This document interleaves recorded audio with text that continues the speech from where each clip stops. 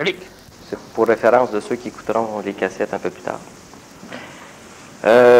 Nous avons écouté une conférence de toi le vendredi, le dernier vendredi qui vient de passer. Question particulière, qui sommes-nous? Moi, puis probablement certaines personnes dans la salle, disons, j'ai écouté une conférence, j'ai parlé avec toi en conférence sur un thème qui s'appelle les peuples de l'invisible. Vendredi dernier. Vendredi dernier. Et cette conférence-là m'a permis, entre autres, de prendre conscience que beaucoup d'entités organisées dans le monde non perceptibles à l'homme ont une interaction plus d'exploitation que d'échange avec l'homme. Oui, l'homme est une espèce de végétal. Oui. Puis j'ai pris une petite note là-dessus. Je me disais, l'homme doit apprendre à douter de tout, puisque rien n'est gratuit dans notre monde, que tout ce qui transige avec l'homme a une intention d'intérêt. Dans un contexte comme ça, j'aimerais que tu me parles du doute. Qu'est-ce que le doute chez l'humain psychologique? Et ça pourrait être intéressant de continuer un peu ce qu'on avait fait le mois passé, à savoir, est-ce que des correspondances peuvent exister à des niveaux énergétiques supérieurs pour cette notion-là de doute? Parce que l'humain est confronté à un contexte où le doute devrait quasiment devenir une stratégie de base pour un homme qui se conscientise. Peux-tu élaborer là-dessus? Oui. Alors, je te laisse la parole. Bon, le doute, stratégie de base, ça va de soi. Le doute, c'est ce qui engendre chez l'humain l'intelligence, c'est ce qui engendre aussi l'expression de la conscience. L'être humain qui ne doute pas est un être humain qui est fini, un être humain qui est carrément mort. C'est un être humain qui est un esclave, et le doute est justement la pose de questions. Un individu qui doute est un individu qui se pose des questions du point de vue de l'animal humain ou de l'humain. Il est absolument essentiel de parvenir à se poser des questions. Premièrement, le fait de se poser une question est déjà l'expression d'un contact avec un ajusteur de pensée. Donc, l'être humain qui se pose des questions a une pensée. Celui qui ne se pose pas de questions n'a pas de pensée. Celui qui se pose des questions, et cela, c'est un fait qui est établi dans la conscience astrale de l'homme depuis quelques millions d'années, il se pose des questions, donc il a un ajusteur de pensée. Comme on l'a vu souvent, l'ajusteur de pensée de l'âme part de son âme, du périsprit, et il le bifurque et il se connecte au canal réincarnationnel, ce qui fait en sorte que l'ajusteur de pensée est totalement manipulé par la structure réincarnationnelle ou les stimulations du monde de la mort qui sont toujours en contact avec la conscience égoïque de l'homme. Maintenant, lorsque l'être humain parvient à ce phénomène du doute, cela veut dire que de temps en temps, son ajusteur de pensée a la faculté de se déconnecter du canal réincarnationnel et il peut vaguer dans le plan morontiel, dans une région où il n'y a pas d'information, donc une région où notre ego ne reçoit que du vide. Dans ce vide, il peut recevoir ce qu'il peut appeler de la lumière, il peut recevoir de l'énergie, et il peut simplement aussi recevoir le calme, la paix. Le calme et la paix, c'est la cessation des stimuli. Pour l'ego, cela devient un phénomène relativement paniquant. Alors, étant donné que notre ego vit de temps en temps cette déconnexion du canal réincarnationnel de l'ajusteur de pensée, il voit apparaître dans sa conscience des conditions nouvelles. Ces conditions nouvelles, créées par la mécanicité même de l'ajusteur de pensée, engendrent chez l'ego des peurs. Ces peurs, par comparaison à l'intérieur même de l'âme, deviennent ou sont ressenties comme étant des questions posées. Ce sont des lacunes, des trous qui existent à travers l'ego, et nécessairement du point de vue de l'ego, qui veut combler ces trous, il va donc rechercher la réponse. L'individu qui, dans son évolution, arrive au doute, est un individu qui va avoir la capacité énergétique de remettre en question des choses. Le doute absolu est un critère de base vers une conscience absolue. Par contre, le doute local est un critère de base pour arriver à une conscience locale. Lorsque l'être humain doute que la foudre est un dieu, sa conscience grandit. Lorsque l'humain doute que le volcan est une colère de la mer, la terre, sa conscience grandit. Lorsque l'être humain commence à douter de l'homme, sa conscience grandit. Pourquoi? Parce qu'il va se décollectiviser, il va commencer à s'individualiser. La première individualisation va être une individualisation de groupe, c'est-à-dire que l'être humain va abandonner des grandes structures sociétaires pour engendrer des petits clans, des groupes, des gangs. Et à un moment donné, il pourra aussi douter de sa gang. Il va commencer par douter de la hiérarchie, donc de ses chefs, et à un moment donné, il se ramassera un peu plus lui-même. Dans la souffrance que l'ego va ressentir du fait de ne plus être collectivisé, notre ego va tenter d'être individuel dans une collectivité. Alors il va peut-être prendre un livre sacré comme la Bible, et il voudra l'interpréter à sa façon, mais il prendra un livre collectif. Alors l'individu, donc, dans cette récupération, il ne doute pas suffisamment encore des choses bâties par la collectivité, alors qu'il doute de la collectivité. Alors il vivra donc dans une illusion d'individualisme qui fera en sorte qu'il aura un cheminement de conscience collective alors qu'il pourra lui-même travailler individuellement dans ce chemin collectif. Je répète, il doute de la collectivité, mais il n'arrive pas à douter de ce qui a été engendré par la collectivité. Il doutera du voisin, mais pas de la société. Il doutera du prêtre, mais pas de la Bible. Notre individu, à ce stade du doute, a une conscience locale plus grande et, à un moment donné, il aura un doute planétaire, c'est-à-dire qu'il commencera à douter aussi des dieux. Doutant des dieux, il doutera des forces sataniques. Maintenant, il faut faire attention, l'individu va passer par des phases où il va douter de leur existence. C'est dangereux. Parce que douter de l'existence d'un automobile qui te fonce dessus, ça n'élimine pas l'automobile. Par contre, douter de la conscience des dieux, douter de la conscience des forces d'involution, douter de la conscience des extraterrestres, douter de la conscience des prêtres, des maîtres, des gourous, douter de la conscience de tout ce qui nous entoure, douter de la conscience des plantes ou des animaux, douter de la conscience cosmique, douter même de notre propre conscience qui peut être totalement colorée. Cela amène chez l'individu une élimination des béquilles, des chaises roulantes et de tous les artifices qui jusqu'alors ont supporté le bribe de conscience en croissance chez lui. Mais nécessairement, notre conscience, lorsqu'on élimine de toutes les structures qui la supportaient, a l'impression de tomber dans un vide. La base n'est plus là. Alors elle tombe. Mais elle tombe où? La conscience, lorsqu'on élimine par le doute suffisamment énergétique, la conscience, elle tombe dans l'homme. Lorsque la conscience tombe dans l'homme, elle tombe dans rien. Elle tombe dans un corps physique, entouré d'un paramètre vital, et il y a de l'ego, mais lorsque les béquilles ont été éliminées, l'ego n'a plus la capacité de supporter le mental qui supportait jusqu'alors les bribes de conscience. Alors la conscience descend dans l'homme. Cette descente de conscience dans l'homme est une forme cosmique d'involution. Cela fait partie des processus d'effusion. Étant donné que la conscience descend dans l'homme, ou tombe dans l'homme, du point de vue de la conscience, lorsqu'elle se refroidit, elle parlera de chute. Et on peut encore retrouver les vieilles idéologies archétypales de la chute de l'homme sur le plan planétaire ou encore de la chute de la conscience dans l'homme. Lorsque la conscience donc chute parce qu'il y a le doute total qui est venu brûler, donc gruger, disperser toutes les structures qui supportaient antérieurement cette forme de conscience, la conscience se ramasse dans un vide et tout ce qui semblait l'expliquer n'est plus là. Il faut bien comprendre que lorsque nous avons des bases théoriques, extrêmement archétypales, c'est-à-dire qui proviennent de vieilles formes du passé laissées par la descente fusionnelle de l'homme dans notre monde froid. Lorsque ces vieilles structures sont éliminées dans la conscience intérieure d'un humain, par le doute, elles restent archétypalement dans les annales akashiques, mais elles peuvent être éliminées dans les annales périspiritiques de l'âme. Notre individu a une conscience sur laquelle ne repose rien, et une conscience qui ne repose plus maintenant sur rien. Tout ce que l'humain peut constater, c'est ce que sa conscience avait avant, c'est qu'il est là. Alors, le doute cosmique ou le doute absolu, disons le doute planétaire, engendre chez l'homme la conscience planétaire du « je suis ». Mais ce « je suis » n'est plus supporté par des stratégies astrales qui vont lui faire dire « ferme ta gueule, pose pas de questions ». Entre autres, « je suis là pour plaire à Dieu ». C'est comme un peu « ferme ta gueule, pose pas de questions ». Je suis là parce que ma mère m'a mis au monde. Et ça ne va pas plus loin au niveau de la conscience. Toutes ces structures, toutes ces farces cosmiques ou astrales ayant été éliminées par le doute. Je suis là pour plaire à un Dieu. Mais je ne crois pas que Dieu existe. Donc, je ne peux pas être là pour plaire à un Dieu. Je suis là parce que ma mère m'a mis au monde. Mais qui l'a mis au monde, elle? Il doit y avoir une raison. Et Adam et Ève, je doute énormément qu'un homme et une femme aient engendré l'humanité sans un paquet de torts génétiques. Il doit y en avoir d'autres. Je doute énormément qu'un serpent vienne présenter une pomme qu'un Dieu créateur a placée en plein milieu d'un pommier dans un jardin d'Éden en disant à l'humain, tu vois le pommier, c'est le meilleur des fruits, prends-en pas. Je doute énormément. S'il a fait ça, c'est qu'il savait que l'humain en prendrait, donc c'était prévu. S'il n'a pas fait ça, c'est que le Dieu n'existe pas, je doute. Et lentement, à travers ce doute planétaire, l'humain finit par se retrouver seul en face de lui-même. Il est là, lui. Pourquoi? Il ne le sait pas. Il n'y a pas de base qui le supporte. Les vieilles réponses archétypales ont toutes été balayées par le doute, alors il ne reste plus rien.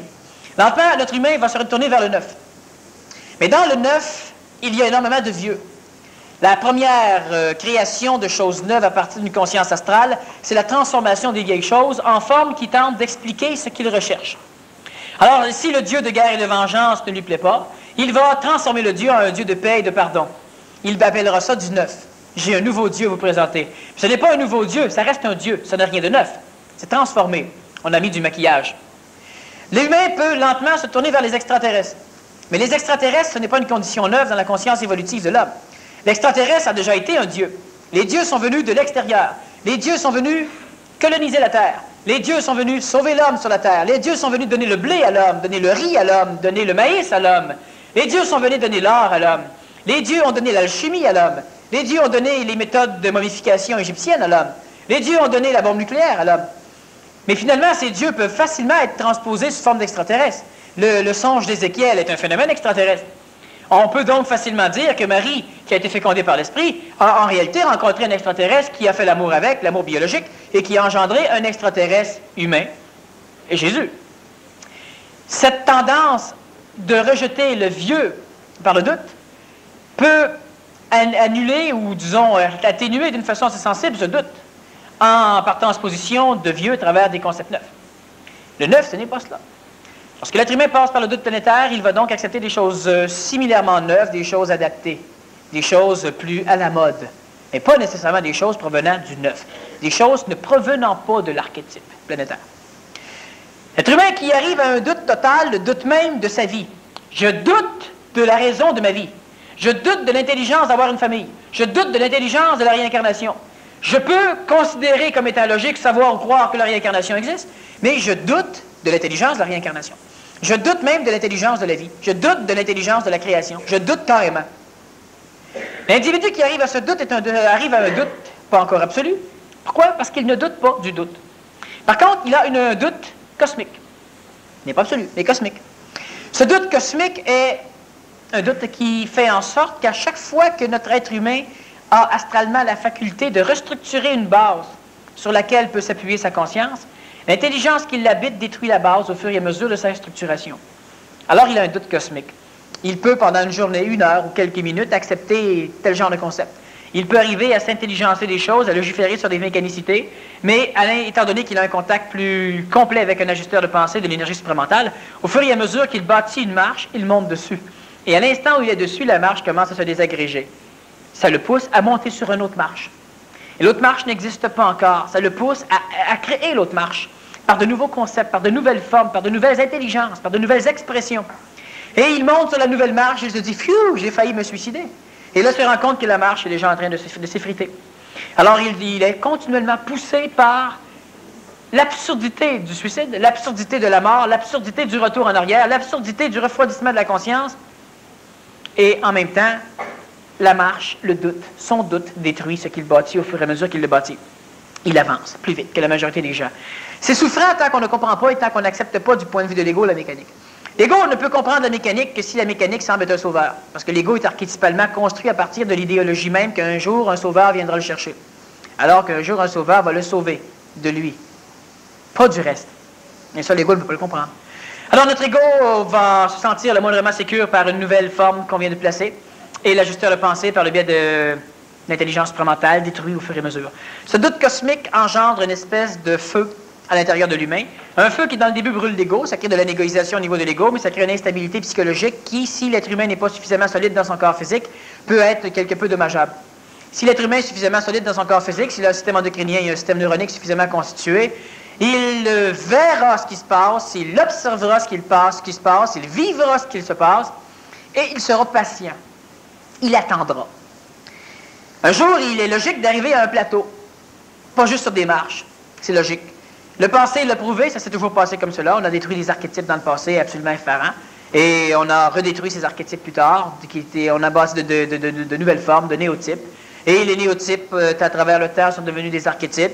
Ils ont été redémolis. Présentement, on néotype avec l'intelligence supramentale, avec l'ajusteur de pensée, avec la mécanicité réactionnelle qui est un accident, avec le phénomène qu'il y a par relation séraphique des correspondances humaines dans d'autres galaxies.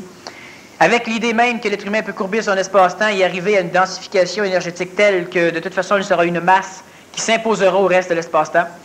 On néotype avec différentes formes qui sont de plus en plus près de la réalité. On néotype en disant que, de toute façon, l'humanité n'aura jamais existé, l'univers n'aura jamais existé, la création non plus, lorsque le travail sera terminé dans la conscience de l'homme. Et un jour, ces néotypes aussi seront balayés par un doute. Et à un moment donné, le doute sera un doute qui brûlera tout ce qui est de la mémoire. Parce que le doute ne s'attaque qu'à la mémoire. Le doute ne s'attaque que jamais à la réalité ou au neuf. Je ne doute pas que tu es là, mais je doute que tu as été là. Le doute ne s'attaque qu'à la mémoire. Lorsque le doute pourra consumer toute la mémoire, l'humanité aura finalement réussi sa structure. L'homme ne pourra plus faire confiance à rien, ni à lui, ni à l'extérieur, ni au passé, ni aux traditions, ni aux dieux, ni à rien. Ce doute absolu va engendrer chez lui de liberté absolue. où il ne pourra fonctionner qu'à partir de lui. Et étant donné qu'il aura détruit toutes les correspondances par lesquelles il se comparait avec l'extérieur, il aura donc digéré l'extérieur.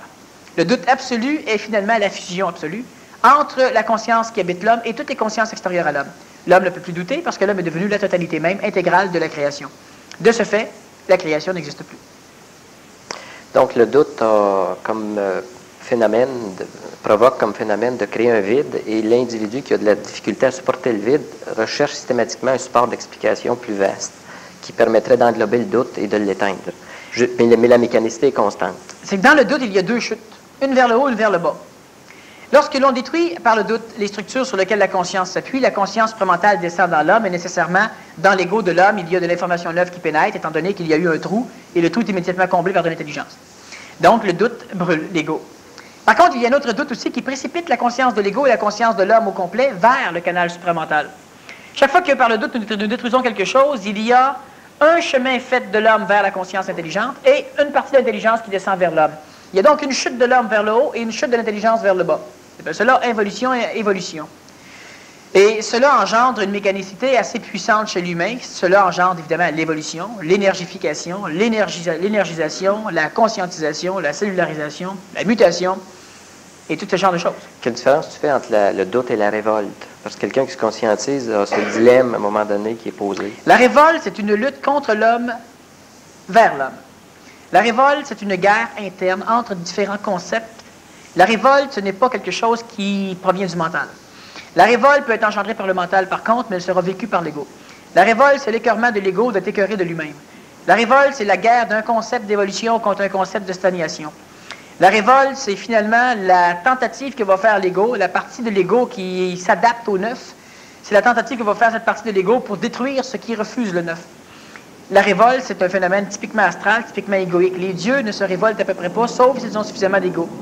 Et le mental ne se révolte jamais. Le mental, il logifère sur des choses, il intelligencie les choses, et il observe des choses, il les communique à l'ego. Mais peux-tu parler de la révolte luciférienne, par exemple, c'était quand même à un niveau énergétique assez élevé? Mais c'est parce que Lucifer ne s'est jamais révolté. Lucifer a commencé à se révolter seulement lorsqu'il a été implanté dans la conscience de l'homme. Lucifer a commencé à se révolter seulement lorsqu'il a été le créateur de la race humaine. Lucifer est le père créateur de l'homme. Quand on parle d'un Dieu qui a créé l'homme à son image et à sa ressemblance, c'est Lucifer. Lucifer, une fois implanté dans la conscience de l'homme, a été terrestrifié. Terrestrifié, il a oublié ses propres fonctions. C'était prévu. Oubliant ses propres fonctions, il a tout fait pour faire en sorte que l'être humain puisse abandonner toutes les structures matérielles pour retourner là d'où il était venu. Et nécessairement, la révolte luciférienne, c'est une révolte humaine. Dans la conscience biblique, on parle de Lucifer qui se révolte. Dans un autre livre aussi farfelu, dans la cosmogonie du Horatio, on parle aussi d'une révolte luciférienne. Et Lucifer ne se révolte que dans l'homme. Libéré de l'homme, Lucifer ne se révolte pas. Il est libre. Lucifer est un porteur de lumière, c'est une conscience de lumière, c'est de l'intelligence supramentale. À l'intérieur de l'homme, Lucifer est le créateur de la race humaine, et la race humaine est Lucifer incarné. Et de cette façon-là, il y a une révolte luciférienne en ce sens que l'homme se révolte contre les sphères hiérarchiquement plus hautes que lui, présentement. Alors l'homme se révolte contre les sphères qui ne sont pas terrestrifiées. Lucifer se révolte donc contre Dieu. Mais on parle de Dieu. On parle d'un Dieu créateur du ciel et de la terre. On parle d'un Dieu qui est créé par les expressions émotives de l'homme. On parle d'un Dieu qui se place dans le ciel. Lucifer se révolte contre les formes de hiérarchie qui sont inférieures à lui et qui, présentement, par la nature même de l'expression de notre continuum, paraissent supérieures à lui. Chaque fois qu'un être humain se révolte contre Dieu, c'est Lucifer. Et la Bible dit que Lucifer s'est révolté contre Dieu. Et elle a dit, pourquoi caches-tu à l'homme la vérité? Pourquoi veux-tu empêcher l'homme de devenir conscient? Alors Lucifer, finalement, va manipuler Satan pour que Ève, la femme, l'expression même de ce qui est plus sensible sur le plan planétaire et donc plus manipulable, donne à l'homme, totalement assujetti à la manipulation féminine, la pomme. Et il bouffe de la connaissance du bien et du mal, il bouffe de la connaissance de la connaissance de ce qu'ils sont, et alors il se voit comme étant nus. Pas nus physiquement, nus dans la conscience. Et ils ont une bribe de conscience. Et là, c'est une révolte totale contre Dieu. Le Dieu dans le monde de la mort qui veut faire en sorte que l'homme soit une plante, un végétal. Un végétal qui capte l'énergie tellurique et l'énergie solaire et la transforme en énergie émotive pour nourrir les dieux. Et tout. L'homme est une racine divine dans le monde de la mort. Alors Lucifer, qui est de la conscience spiritique, qui habite le végétal humain, l'homme, qui canalise les deux formes d'énergie pour en transmettre la substance sous forme d'émotion, pour nourrir le monde de la mort et les dieux, Lucifer se révolte totalement. Alors, chaque fois que l'être humain veut commencer à évoluer, il évolue d'une façon luciférienne, il n'a pas le choix. Alors, il y a la force satanéenne et arimanienne qui plante le corps de l'homme dans le contexte planétaire, qui font en sorte que l'ego peut parvenir à jouir, et cela omnibule totalement la conscience luciférienne qui habite l'homme, mais Lucifer n'est pas un trou de cul. Par contre, chaque fois que Lucifer va manipuler un être humain du point de vue de l'archétype luciférien, c'est différent.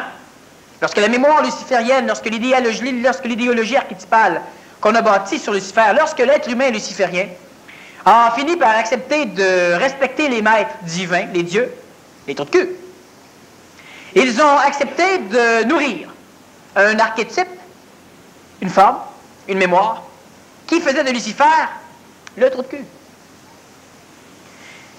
Mais lorsque l'être humain arrive à ce doute, lorsque l'être humain arrive à comprendre que la seule personne qui finalement a tenté d'aider l'humain dans l'histoire biblique a été Lucifer, pas Dieu. Dieu, il dit, je vous fais un paradis, et je vous mets des arbres géniaux, et je vous en place un encore plus génial, n'y touchez pas. Dieu, il dit, vous êtes des imbéciles, vous êtes tenus, mais vous ne le voyez pas, et c'est bien comme ça. Et Lucifer, il dit à l'homme, hey, écoute bien, il faut que tu te réveilles, tu peux te réveiller. Si l'arbre traîne dans le cours, c'est pour qu'on s'en serve. Lucifer est le seul qui a voulu aider l'homme. Mais pourtant, les Melchisédek, est-ce que c'est pas un exemple, ça, de révolte contre des mécanicités? Non, le Melchisédek planétaire n'est pas une révolte. Quand j'ai dit à un moment donné que Melchisédek, une forme de Melchisédek pouvait apparaître de la gestion évolutive de notre planète Terre, en ce sens que, à un moment donné, un être humain refuse totalement sa fusion alors qu'il a la capacité de fusionner, il devient une force melchisédienne. Cela veut dire que l'être humain devient Melchisédek du point de vue de notre contexte planétaire, mais il ne fait pas partie de l'ordre des Melchisédek du point de vue cosmique, c'est-à-dire que sa naissance ou sa générescence est planétaire, elle n'est pas cosmique, elle n'est pas stellaire, elle n'est pas reliée à un soleil, elle est reliée à une planète. Ce Melchisédek est un Melchisédek local qui servira l'ordre des Melchisédek et qui, à un moment donné, devra de toute façon traverser pour devenir fusionné. L'ordre melchisédien au niveau cosmique est apparu dans le refus qu'a opposé certaines forces lucifériennes à cette effusion planétaire. Ils sont restés à un palier où ils pouvaient servir de catalyseur de l'évolution à travers différents mondes, pas juste le monde planétaire. Et à travers le monde planétaire, il y a la possibilité, et c'est l'une des rares régions de cette création, où on peut aussi concevoir des mécanicités melchisédiennes qui pourront être entachées de coloration d'ordre melchisédienne et qui pourront servir à catalyser l'évolution de notre planète. Autrement dit, un être humain qui arrive à une fusion, qui est proche de la fusion, qui crée un double éthérique et qui finalement refuse la fusion avec le double éthérique, devient un être melchisédien, un être mortel par contre, un être melchisédien, qui va avoir la faculté de, non pas accomplir des missions, mais il aura la faculté non karmique de s'immiscer à travers toutes les formes d'évolution planétaire. Autrement dit, celui qui arrive à avoir un double éthérique et qui n'opère pas sa fusion avec, se garde les mains libres, c'est-à-dire qu'il n'est pas manipulé par l'intelligence supramentale, et en même temps, il n'est plus manipulable par les forces astrales, donc il n'est pas ni archangélique, ni intelligent du point de vue supramental. Par contre, il a une conscience qui lui permet d'absorber toute intelligence supramentale astralisée, alors il a la faculté de devenir une espèce d'agent libre, oui. Alors il peut maintenant appliquer l'intelligence un peu plus à sa façon, c'est-à-dire que s'il considère comme étant intelligent d'aider les peuples du tiers-monde, il aura la faculté et la puissance de le faire. Ce qui va maganer, ce qui va nuire énormément à tous les plans archangéliques, à toute la structure des plans divins, et cela peut même nuire au phénomène, mais au phénomène de l'intelligentiation, de l'évolution sur le plan planétaire, c'est-à-dire que le Melchisédek humain devient un immense coup de pied au cul à l'humanité. Alors il y aura des guerres. Alors il peut y avoir des apocalypses, il peut y avoir différentes choses dans ce genre, parce qu'il n'est pas régi par l'intelligence et il n'est plus régissable par les forces astrales. On parle de Melchisédek comme cela. Ce n'est pas une révolte, c'est un refus, ce n'est pas pareil. Le refus de la fusion est un refus qui peut être intelligent et logique, ce n'est pas une révolte. La révolte appartient à l'ego. Est-ce qu'on pourrait dire que l'instruction qu'il donne a pour but d'engendrer un phénomène melchisédien à des échelles humaines? On peut dire cela, on peut dire n'importe quoi. L'instruction, je ne donne pas d'instruction, je parle. Dans ce que tu exprimes, effectivement, il y a cette... Des gens s'en serviront pour se gratter le nez, d'autres s'en serviront pour faire d'autres choses. Okay. Mais ce n'est pas axé. Okay. Mais dans l'approche, si on peut considérer à une échelle cosmique là, de ce qui est immédiat, d'un contact, au fur et à mesure que les humains se constitueront des corps éthériques, ils vont devenir un enjeu de plus en plus intéressant pour des phénomènes extraterrestres. Quelle serait la stratégie de refus ou de doute que les humains devront entretenir dans l'immédiat terme vis-à-vis ces phénomènes extraterrestres-là? Bon, premièrement, toute mécanicité extraterrestre doit être considérée comme étant un pissenlit ou un champignon. La première fois que tu vois un champignon, tu ne sais pas ce que c'est. Et si le champignon est plus grand que toi et que ses spores te droguent, tu pourras penser que c'est un dieu. Lorsque tu auras compris que tu ne dois pas respirer les spores du champignon, ou que tu peux te mettre un filtre, un mouchoir ou un masque, lorsque tu auras compris que le champignon a une durée de vie limitée, qui peut peut-être être plus grande que la tienne, mais il n'est pas immortel parce qu'il échappe à ta vision de sa mortalité. Lorsque tu auras compris qu'avec une bonne hache, tu peux abattre le champignon, que tu peux le couper en tranches et le faire cuire, et te nourrir, tu le digéreras, eh bien, tu auras appris. L'être humain qui rencontre une mécanicité extraterrestre, il y a eu des camps qu'on a fait à un moment donné où il y avait justement des bruits particuliers. Tu étais là. Alors, à 2 ou 3 heures du matin, plus ou moins régulièrement, sur certains camps, il y avait un bruit métallique, une fluctuation métallique qui se faisait entendre, qui était géostationnaire et qui durait plusieurs minutes. Similaire à ce que pourrait faire une structure ovnique, c'est-à-dire un vaisseau spatial en force géostationnaire s'il travaille avec des champs magnétiques contraires aux champs magnétiques terrestres, s'il courbe l'espace-temps vers le passé, alors que la Terre le courbe vers l'avenir. Cela engendre des mécanicités dans l'air, des espèces de sonorités dans l'air qui sont proches un peu des sphères célestes. De quelle façon les gens réagissent? Ils réagissent par le doute. Ils ne doutent pas de ce qu'ils ont entendu. Ils doutent de ce qu'ils ont entendu peut stimuler chez eux. Comme ça qu'on va fonctionner. À un moment donné, pendant un autre camp, il y a des personnes qui ont entendu de la musique. La musique des sphères célestes. Ils n'ont pas douté de ce qu'ils ont entendu, ils ont douté de ce que cela avait stimulé chez eux.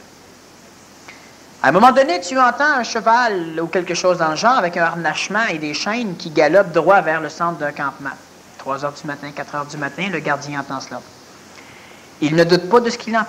On ne doit jamais douter de ce qu'on entend. On doit douter de ce qui se passe chez soi. Stimulé par ce qu'on entend.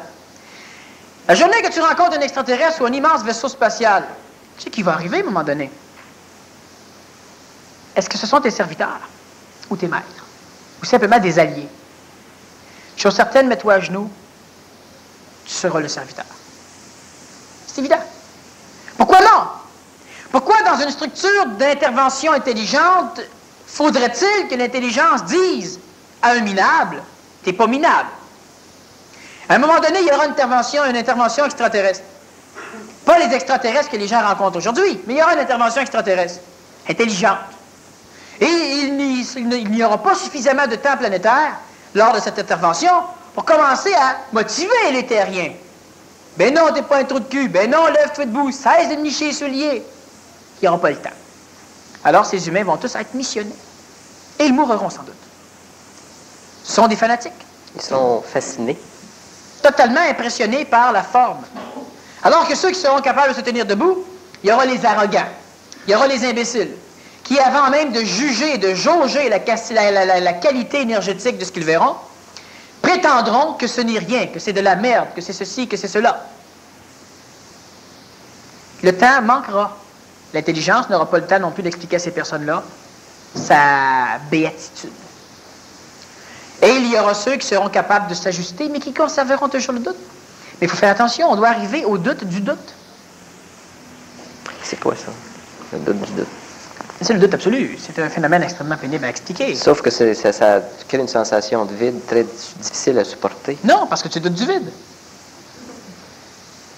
Mais tu as tendance constamment à te recréer une structure reposante à ton esprit. Non, tu doutes de ça. Quel est le dilemme de celui qui devient un phare pour d'autres, pour sécuriser le doute des autres? Celui qui devient un phare pour d'autres, il y a deux choses. Il y a celui qui devient un phare pour d'autres, et il y a celui qui devient solaire. Il n'est pas galactique, il n'est pas cosmique, il n'est pas absolu. Celui qui devient un phare pour la simple raison que de toute façon, étant donné que les êtres humains voient tellement dans l'obscurité que la seule lumière qu'ils peuvent voir, c'est lui, malgré lui, c'est une personne, un personnage dangereux. Parce que la journée qu'il va découvrir qu'il est suivi, il peut éteindre sa lumière. Et là, le terrain où vous allez être rendu, c'est pas votre terrain. Il n'est plus là, lui. Alors vous êtes perdu en tabarnak. Plus perdu que jamais. C'est ce qui va arriver. L'individu ne doit pas suivre, l'individu doit douter de tout. Mais quel est le poids karmique de ces deux types de... Il y en a un qui n'a aucun poids karmique, puis il y en a un autre qui en a énorme. Celui qui se bâtit comme étant missionné, comme étant un phare, il a un immense poids karmique. Et son poids karmique sera celui de la journée où son phare va s'éteindre, ou devenir trop puissant qu'il va aveugler, les gens ne pourront plus voir, les gens vont pouvoir le tuer. Pourquoi? Parce qu'en éclairant les gens, il doit savoir qu'un jour il les aveuglera. Il les perdra. Pas il va les perdre du point de vue que les gens ne suivront plus. Il va les perdre du point de vue que les gens vont être perdus. Il les perdra. Celui qui, par contre, ne fait que son chemin, et tu décides de le suivre, malgré que lui, il marche à une vitesse folle et lui ne t'attend pas, ah ben la journée qu'il va te distancer, ça sera ton karma. Tu veux suivre un bateau qui va plus vite que toi, ben la journée tu vas le perdre à l'horizon, tu sauras plus ce que tu es. Mais ça doit être un dilemme pour quelqu'un qui est en situation de phare, d'osciller entre toujours ces deux pôles de probabilité. Ben, c'est pas un dilemme, parce qu'il dilemise tant qu'il voudra, mais étant donné qu'il est manipulé, il va quand même s'en aller du bon côté. Du côté où il doit aller. Vois-tu, on peut revenir un petit peu sur ce phénomène du libre arbitre. Plus l'être humain se conscientise, plus sa conscience devient libre. Plus sa conscience devient libre, plus la conscience instruit l'ego. Plus la conscience instruit l'ego, plus elle manipule l'ego. L'animal humain n'aura jamais de libre arbitre. L'ego de l'homme n'aura jamais de libre arbitre. Finalement, étant donné que l'homme s'identifie toujours à l'ego, on peut dire que l'homme n'aura jamais de libre arbitre. Malgré n'importe quelle forme d'évolution, il n'aura jamais de libre arbitre. Mais dans mon cas, moi, ça m'arrange que l'humanité et que l'homme n'aient jamais de libre arbitre. Il y a eu un temps où je n'avais pas de libre arbitre. Et la température était mon maître. Elle déterminait mon état psychologique. Il y a eu un temps où je n'avais pas de libre arbitre. Les dieux étaient mes maîtres. Ils me culpabilisaient. Il y a eu un temps où je n'avais pas de libre arbitre. Mes concepts antidivins me manipulaient à gueuler contre les dieux. Il y a eu un temps où je n'avais pas de libre arbitre. L'astral avait suffisamment de puissance pour continuer à me manipuler ou à manipuler l'extérieur qui, eux, me manipulait. Et du point de vue humain, aujourd'hui, je n'ai toujours pas plus de libre arbitre. Pourquoi? Parce que maintenant, c'est ma conscience qui me manipule. Mais la conscience, elle est libre. Et aujourd'hui, pourquoi ça m'arrange? C'est que de plus en plus, je suis la conscience. Étant donné que je suis la conscience, je manipule mon ego. Du point de vue humain, je n'ai toujours pas de libre arbitre. L'ego ne fait toujours pas ce qu'il veut. Il fait ce que je veux. Et la racine du doute doit quand même être omniprésente. Elle est toujours omniprésente au niveau de l'ego. Un doute supramental, c'est de quelle nature? Un doute supramental, ça n'existe pas. Les parallèles entre le doute existe dans l'ego. Le doute absolu existe lorsqu'il n'y a plus d'ego. Donc, il n'y a plus aucune croyance. Il n'y a plus aucune filiation, il n'y a plus rien. Lorsqu'il n'y a absolument plus d'ego dans l'homme, c'est le doute absolu. Tu doutes du passé. Quand il n'y a plus d'ego dans l'homme, il n'y a plus de mémoire dans l'homme. Mais comment un ego qui, en fait, une conscience qui se supramentalise puis qui grimpe en énergie, peut rendre supportable à un ego qui est quand même encore en trace de présence le phénomène de la perception immédiate du doute. Ça ne marche pas. Mais comment est-ce que l'ego réussit à supporter ce poids-là? L'ego ne réussit pas à le supporter, sauf que de temps en temps, ce qui va arriver, c'est que l'ajusteur de pensée va permettre un ajustement du point de vue de l'ego, c'est-à-dire qu'il va lui conter des histoires, des attrapes-nigo ou des attrapes-ego, comme on a fait avec la Bible, comme on a fait avec d'autres choses. À un moment donné, l'être humain, il se dit, bon, ben alors j'ai des chances de m'en sortir dans cette vie-ci. Il n'y a rien de plus illusoire pour un ego. C'est une farce, l'ego n'en sortira jamais. Mais l'intelligence va dire à l'ego, ben, tu as des chances. Et là, l'ego se pose la question, est-ce que je vais avoir un double éthérique? L'intelligence répond, ben oui, il y aura un double éthérique. Mais tu n'auras jamais de double éthérique. L'ego ne pose pas la question, l'ego est trop con pour ça, l'ego est trop content. Alors l'ego arrive à supporter. Mais au fur et à mesure de l'évolution, le doute de l'ego continue à grandir. À un moment donné, il dit, ouais, mais je pense que je me suis fait avoir. Je croyais pouvoir arriver à marcher sur l'eau, et lorsque le corps marchera sur l'eau, je ne serai même plus là pour m'en rendre compte. Et le doute continue à douter. Mais là, l'ego qui perçoit ça peut entrer en processus de révolte. Oui, il va rentrer en processus de révolte, et rentrer en processus de révolte, il va quand même être suffisamment néotypé pour pouvoir refuser de retourner comme il était. Il va dire, bon, je n'évolue plus, je me retourne dans le métro. Il rentre dans le métro, puis il dit, yeah, il boit, ça n'a pas d'allure. Il ressort dehors, il fait. Il ne peut plus vivre comme il vivait, ce n'est plus lui. Et il veut refuser cette transformation. Il n'y a pas le choix. Tu retournes en arrière ou tu continues à te transformer. Il ne peut pas retourner en arrière. Il continue donc à se transformer. Et lentement, il va finir par comprendre. Ah bon, ça y est, j'ai compris. Et 6 mois après, il va dire, sans compte. Jusqu'au jour, il va plus rien dire. Il va totalement se faire avoir. Mais en réalité, il sera sauvé. Mais comment fonctionne un individu? Puisque je dis là, c'est encore une farce. Évidemment. Mais justement, comment fonctionne un individu qui cellularise le doute total? Comment il transige? Parce qu'un être humain est un être... Le doute total égale le doute absolu? Oui. Il n'y a plus d'ego. Mais sauf qu'il transige quand même avec de l'humain parce que c'est essentiellement un être de relation, l'humain. Oui. Comment transige-t-il Avec les autres? Avec les autres. Et comment s'assure-t-il que les autres ne sont pas en train de se fixer sur lui? Il crée des hiérarchies. Les égos ont besoin de hiérarchie. Plus un égo se sent bas par rapport à quelque chose, et plus un égo se sent haut par rapport à d'autres choses, plus il se sent sécure. Alors, tu fais une espèce de cercle hiérarchique où tu places un monarque, et en bas du monarque, tu places des simili-monarques, des génies. Après ça, tu places des prêtres, des ministres, tu places des diplômés, tu places, etc. Jusqu'à temps que tu arrives à la lie. Et là, tu regardes un individu, tu lui dis, toi, ta classe, si je le mets dans la lie, il ne va jamais me suivre. Si je le place en haut, ça va lui péter la tête, il ne pourra pas suivre. Oh, je le place quelque part là-dedans. Ce qui est intéressant, c'est que celui qui est dans la lie, il y aura toujours plus pire que lui. Alors que le plus pire peut être le riche. Alors, finalement, pour sécuriser un ego, on parle d'un être qui a un doute absolu, donc un être qui est une fusion totale et qui n'a plus d'ego pantoute, donc un être qui est absolument extraterrestre du point de vue de sa conscience, terrestre du point de vue de son expression. Eh bien, lui, il va engendrer une espèce de planétosystème, un système planétaire humain. Et dans ce système planétaire, il y aura toujours un juste milieu. Où tu seras placé. Et ce juste milieu, il est une illusion. Donc, je te place au degré 8 ou au degré 25, au degré 1. Au degré 0, le degré 25 va dire c'est le plus bas. Puis celui qui est dans le degré 0, il dit, moi, je suis de bien-être social. Je suis bien. Les caves qui travaillent. Ceux qui sont au degré 25 sont pour lui plus bas. Alors là, il a sa sécurité. Il a de quoi faire pour améliorer son sort, puis il a des fois de quoi de fait. Sécurité totale.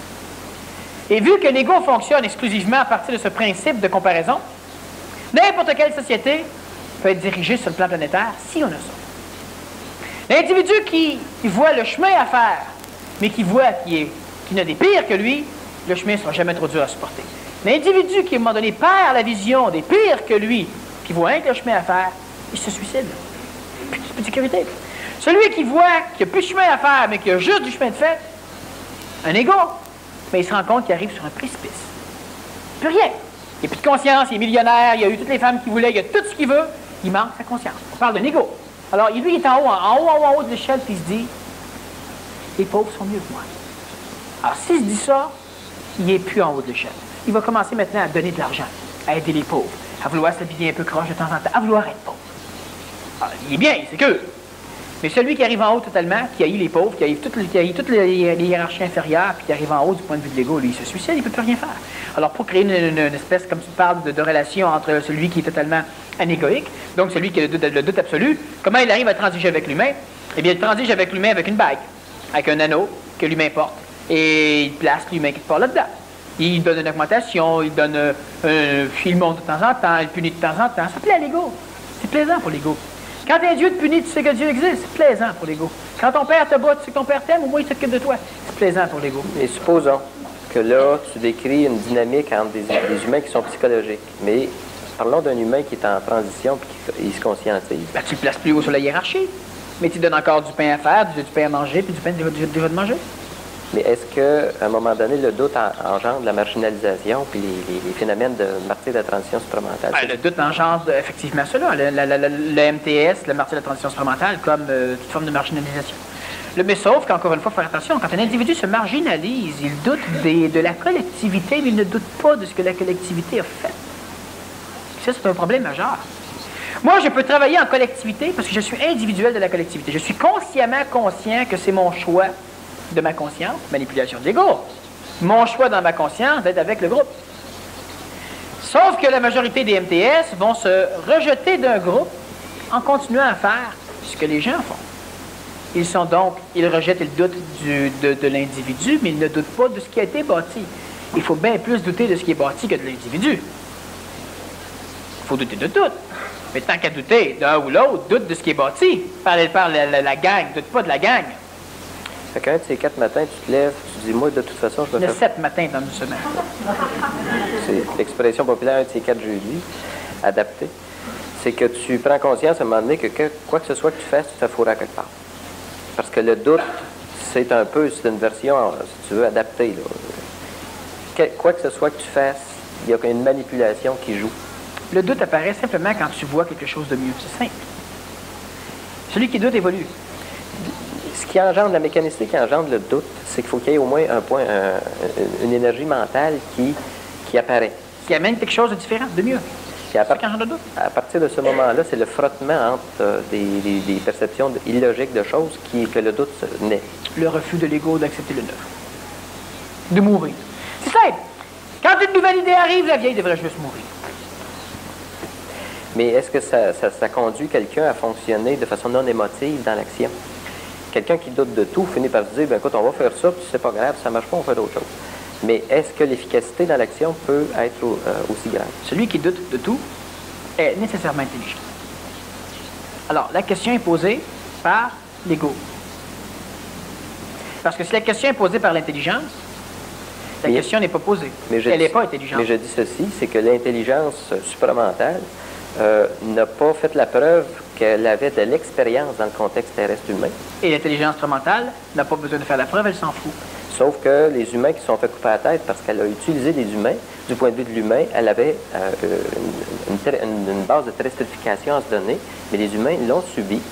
Et moi, je considère qu'à ce moment-là, ce n'est pas de l'intelligence qu'il faut avoir. Il faut se poser la question, est-ce que l'expérience aussi doit jouer? C'est l'orgueil de l'homme qui fait que l'homme pense qu'il est la seule source d'utilité planétaire.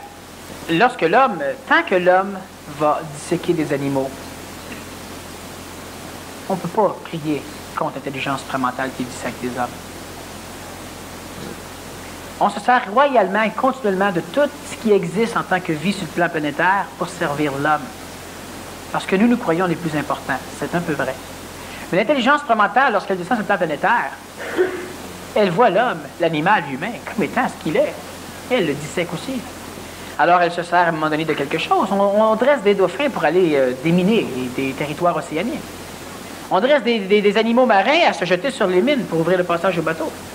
Alors, on dresse des êtres humains à se jeter sur les mines astrales pour ouvrir le passage à l'intelligence. Et si je vais au bout du doute, de la notion de doute, si je doute de tout, comment puis-je constituer une alliance après, avec quoi que ce soit? La question est mal posée. Pourquoi? Parce qu'elle est posée par un ego. Lorsqu'un ego doute de tout, il n'y a plus d'ego. Mais à ce moment-là, est-ce que des alliances sont possibles? Mais là, oui, okay. Comme n'importe quelle alliance intelligente, des alliances limitées. Pour des êtres transitifs qui ont à la fois de l'ego et qui ont... Donc, pour des êtres transitifs qui n'ont pas le doute absolu, pour arriver à transiger avec les autres individus, ils devront de temps en temps donner des poissons à leur ego, des carottes à leur ego. On doit bien faire la séparation dans l'homme. Il y a le virus, l'âme, habité par un ego, un contrôleur. Il y a le mental, l'intelligence, qui est le créateur, le constitueur du corps physique et de toute la gestion évolutive. Le virus s'est emparé du corps de l'homme dès le début de la création de l'homme, il y a de cela quelques milliards d'années. Le virus a tout pris pour lui. Chaque fois qu'on donnait de l'aliment, le virus est un peu comme un ver solitaire. Chaque fois que l'intelligence alimentait le corps, le virus en ramassait une partie. Ce qui a ralenti l'évolution du corps.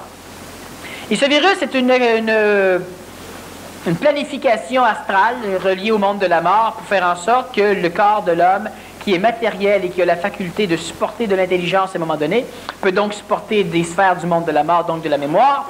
Et cette mémoire-là, elle a besoin d'être nourrie, et elle ne peut être nourrie que si l'on répète les mêmes habitudes, les traditions, et l'âme a donc été placée dans le corps de l'homme par l'âme planétaire, de façon à ce que l'âme et l'âme planétaire, l'astral, puissent se servir du corps humain pour que celui-ci engendre de la nourriture. Et le corps de l'homme n'appartient pas au ciel. Le corps de l'homme n'appartient pas à l'âme. L'âme est un intrus. Un intrus qu'on tolère pour la simple raison qu'on n'a pas encore suffisamment de puissance intelligente pour arriver à créer une pression interne suffisamment, disons, suffisamment douloureuse pour l'ego, pour l'âme, pour que celui-ci retourne là d'où il vient. C'est juste cela. Et parce que présentement, nous parlons en tant qu'ego, en tant que virus, nous posons des questions. Comment l'intelligence, dans moi, va-t-elle faire pour que je puisse continuer à dialoguer avec les pires rapaces, les pires ennemis du monde, de l'évolution, avec la mémoire? Comment, moi, l'instantané, vais-je maintenant dialoguer avec le passé? Tu ne dialogueras pas avec le passé. Lorsque tu vas le détruire. Lorsque l'intelligence arrive dans l'être humain, s'il y a trop d'ego pour résister, l'humain est détruit. Et c'est pourquoi l'humain doit être prêt. Et normalement, l'humain, il se prépare lentement. Il y a un ajusteur de pensée, un petit peu d'énergie qui passe, il y a un peu d'ego, et lentement, il y a un transfert d'énergie de l'ego vers le mental, et un transfert d'énergie du plan supramental vers le mental, pour que lentement se fasse la transition. Mais un individu qui a un contact supramental et qui a trop d'ego, il est détruit. Totalement détruit. C'est correct, c'est logique. Si un jour, moi, avec la puissance que j'ai, j'arrive à avoir tellement d'ego que je veux faire des choses exclusivement égoïques, bien, mieux vaut que je sois détruit. Je vais évoluer plus vite. Parce que si je démolis la planète Terre, je vais me réincarner après ça encore dans des animaux humains, puis on recommence. Si je suis totalement détruit, mes structures énergétiques vont se réincarner dans des êtres humains qui vont poursuivre leur évolution. Mais détruit, c'est l'intelligence qui détruit. C'est pas une arme à feu ou un couteau ou une chose en genre. Mais le Nazaréen lui-même a douté sur la croix, l'ego, en fait. Non, l'ego du Nazaréen. L'ego, oui, pas le Nazaréen, Jésus. Mais tu as déjà mentionné aussi que quand le contact avec l'énergie supramentale, la preuve que c'est pas dans le phénomène humain, c'est qu'il faut checker ses claques parce qu'ils peuvent se faire couper le cou, puis qu'il est nécessaire d'avoir des contacts à des niveaux supérieurs bouddhiques. Est-ce que le doute d'un être humain bouddhisé est possible? Non. Le doute est une mécanicité qui ne voit pas sa correspondance sur les plans supérieurs. Le doute est une mécanicité astrale. C'est un frottement local à notre environnement. Chaque fois, le doute, c'est simplement un refus subtil de l'ego. D'ailleurs, le doute engendre toujours la souffrance. La souffrance est un refus qui va opposer une mémoire à la transformation. Le doute fait partie de cela. Chaque fois que quelque chose de neuf arrive, on doit transformer le vieux. La résistance, c'est un doute, un refus. Quand le neuf commence à transformer le vieux, au début, tu doutes du neuf, et si le neuf commence à s'immiscer dans le vieux, tu doutes du vieux. Tu doutes. Le doute est donc la preuve d'un contact avec de l'énergie, inférieure ou supérieure. Le doute est la preuve d'une mutation, d'une évolution, négative ou positive, involutive ou évolutive.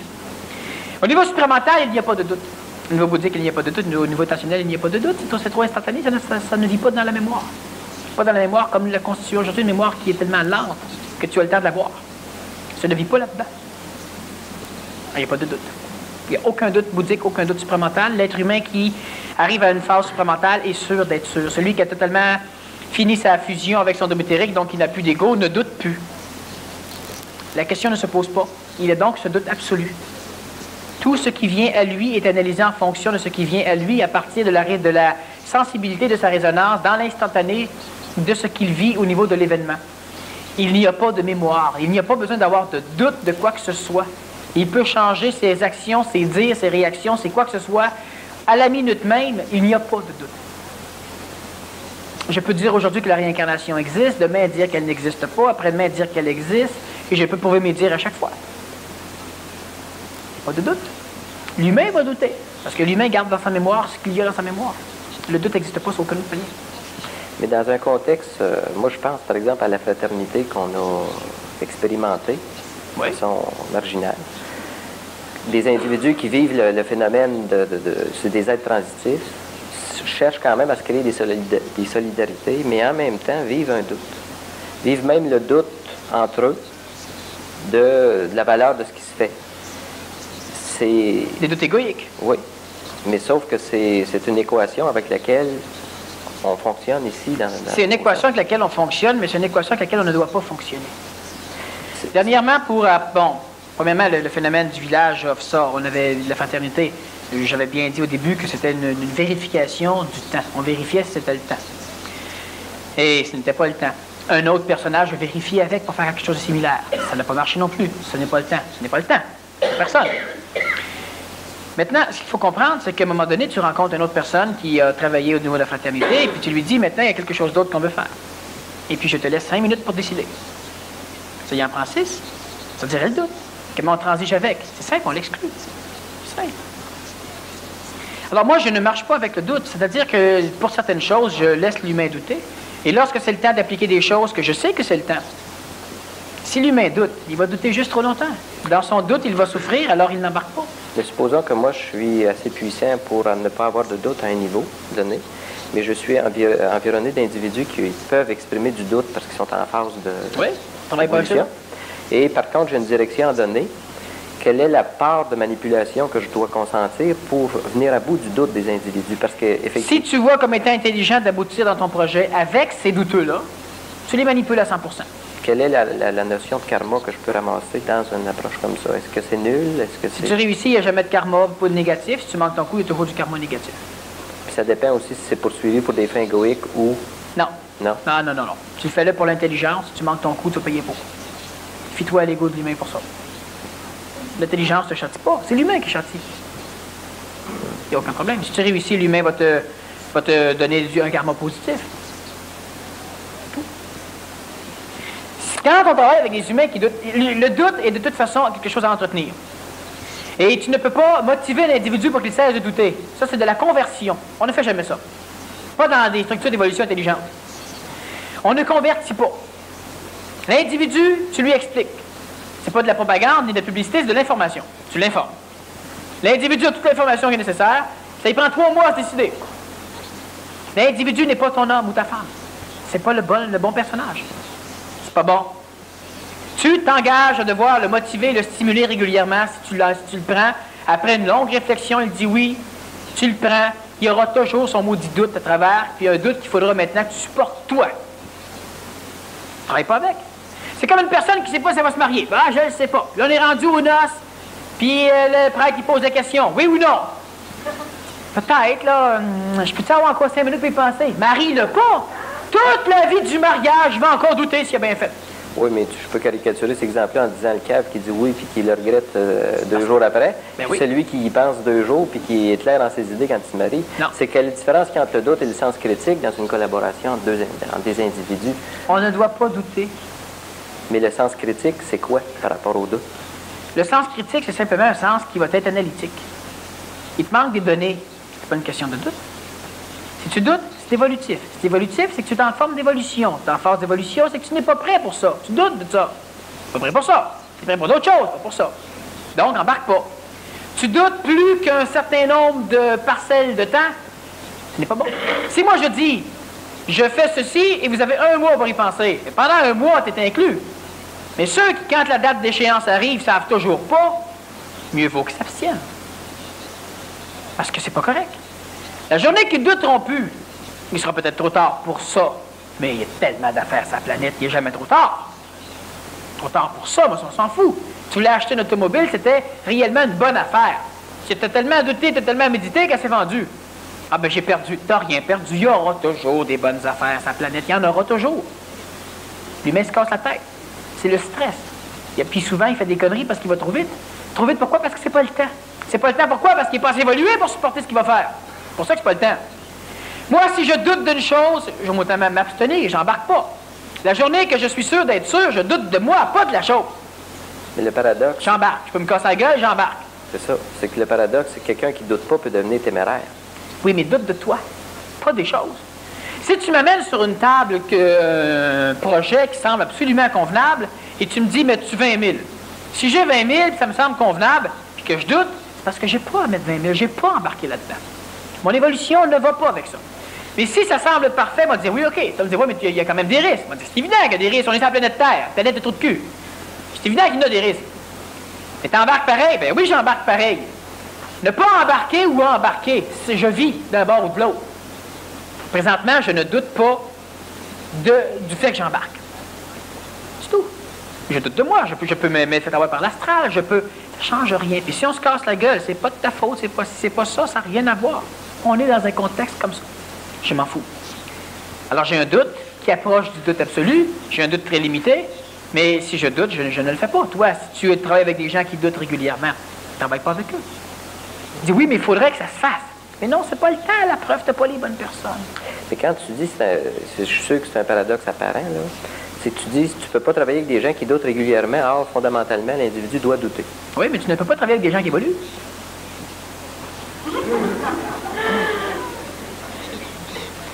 Donc, par définition... Tu peux vivre avec des gens qui évoluent.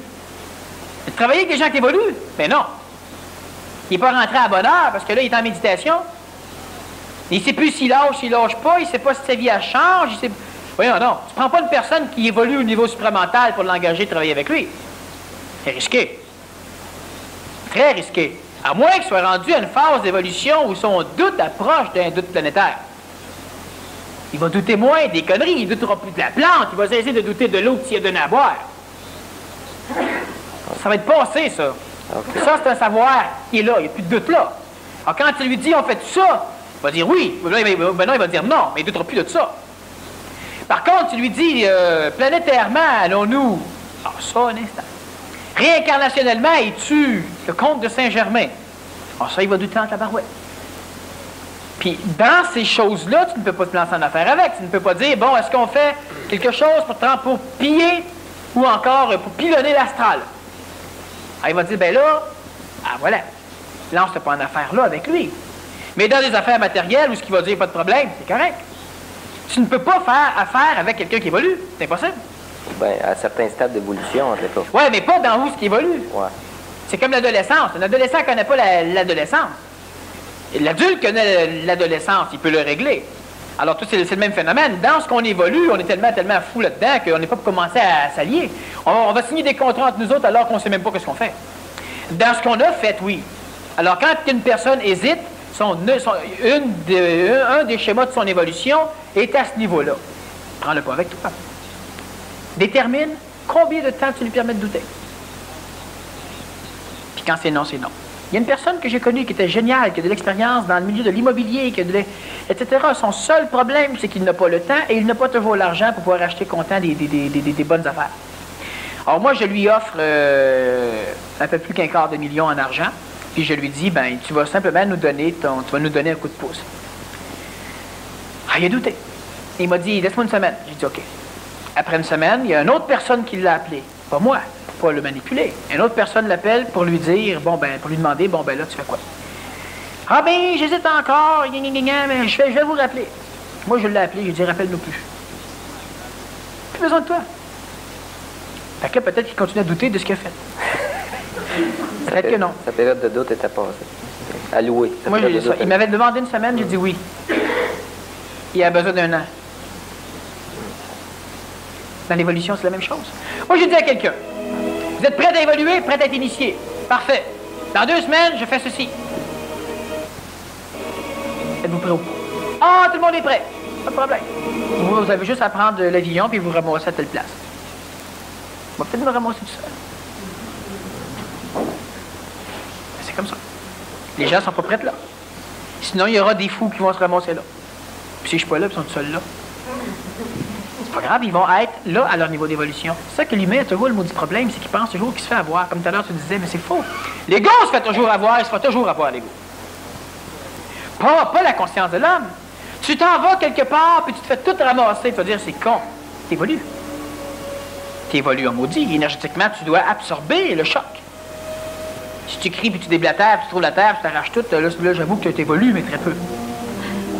Mais c'est pas le résultat net de l'ego qu'il faut qu'on observe, c'est le phénomène de la vie. L'être humain peut vivre n'importe quelle situation, puis il arrive à s'en sortir esthétiquement. Très évolué. Puis il s'en sort pas esthétiquement. Il faut évoluer. Puis l'esthétisme, c'est quoi? Est-ce que ça te plaît ou pas? C'est simple. La façon dont tu t'en sors, pas la situation. C'est simple. Je n'ai perdu de l'argent quand j'étais jeune. Moi, je me dis même que mes meilleurs amis sont rentrés chez moi et m'ont tout volé. Avant que je les vole, ils ont préféré tout voler. Puis, il ne me restait plus rien. Ils m'ont rien fait. Ils m'ont débarrassé d'un karma. J'étais content. J'avais tout oublié. Je repartais dans du neuf. Puis c'est bien. Bien 5 et 5 font 10, ça veut dire que j'en suis sûr. Il n'y a pas de mécanique. L'humain finit par être sûr d'être sûr parce que dans sa conscience, il y a de l'intelligence supramentale qui vient paramétrer toutes ces incertitudes. L'ego qui fonctionne à partir de la mémoire ne peut pas être sûr. Pourquoi? Parce que dans sa conscience mémorielle, il n'y a pas tout l'univers. Mais dans la conscience instantanée supramentale, il y a tout. Voilà. Il y a tout. Non. Il y a tout. Ah, c'est mieux. Dans la conscience supramentale, il y a le tout. Pas dans l'ego. Lorsque l'ego veut essayer de comprendre comment être sûr, c'est impossible. Un ego ne peut pas être certain. Un ego ne peut faire que croire. Il peut, s'il finit par omnibuler sa croyance, il peut avoir la foi. La foi, c'est la seule certitude permise à l'ego. Pas d'autre forme de certitude qu'on permet à un ego. On lui donne la foi. La foi, ça le rend aveugle. Il ne souffre plus, il ne doute plus. Il dit, je ne crois pas, il a la foi. C'est la certitude astrale, la foi.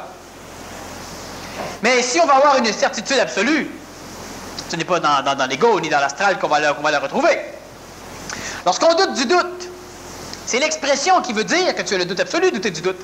Douter de tout, même du doute. Mais il n'y a plus d'ego. C'est pas de la paranoïa. Tu doutes de la paranoïa. Il faut comprendre que douter de tout, ça veut dire douter de tout. Même du doute. Tout est relatif, disait Albert Einstein. Et on renchérissait, même la relativité est relative. Cela veut dire que tout n'est pas relatif. Et c'est vrai. Tout n'est pas relatif, même si tout est relatif. Ça dépend du point de vue. Tout est relatif. Tu es beau et laid. Puis si lui me dit, non, je suis beau. Même la relativité est relative. Tu as raison, tu es beau. De mon côté, je sais qu'il peut être beau ou laid. De son côté, lui, c'est absolu. Il est beau. Donc, tout est relatif, même la relativité. Douter du doute, c'est le même phénomène. On doit douter de tout, même du doute. Alors, on n'est pas paranoïaque. On ne fait confiance à rien. La paranoïa, ce n'est pas un doute, c'est qu'elle a peur. C'est autre chose. Le doute du doute, le doute de tout et du doute, c'est un phénomène de conscience supramentale, c'est pas un phénomène d'ego. Ah, je ne te fais pas confiance. T'as-tu peur en même temps? Mais non, je n'ai pas peur, mais touche-moi pas. Ce n'est pas ça le doute. Il y a le doute psychologique, le doute dans l'ego, qui est le doute relativement paranoïa, où on arrive à le justifier par des étapes sociales, où on arrive à dire, ben, c'est quand même normal de douter, de craindre l'Union soviétique. Ils peuvent te tuer. C'est normal de douter, de craindre de la police. Ils peuvent te battre. C'est normal de douter ou de craindre des voleurs. Ils peuvent te voler. Mais en même temps, la société n'est pas si pourrie que ça. C'est pas si pire. On pollue, mais on pourrait polluer plus. On pourrait tuer, mais on pourrait tuer plus.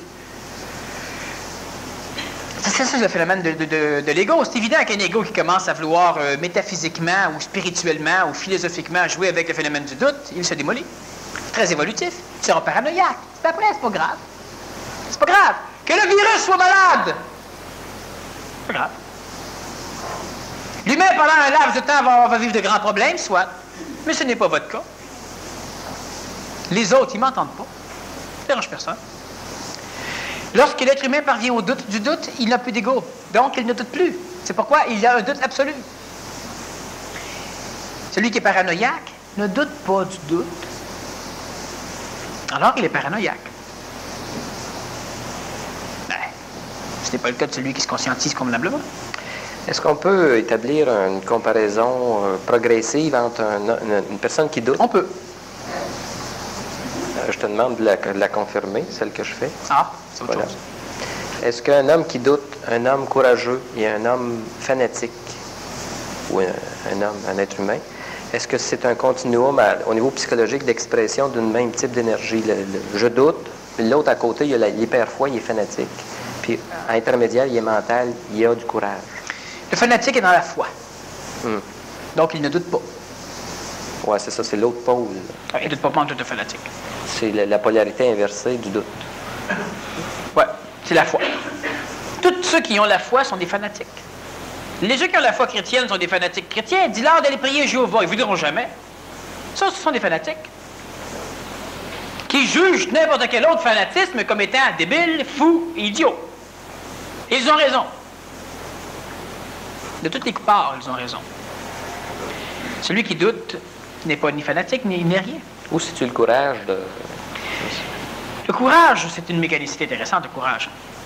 Le courage, c'est une expression du plan mental à travers la structure astrale. C'est une expression de l'ajusteur de pensée. Celui qui a du courage a un ajusteur de pensée qui est opérationnel, même s'il ne le contrôle pas.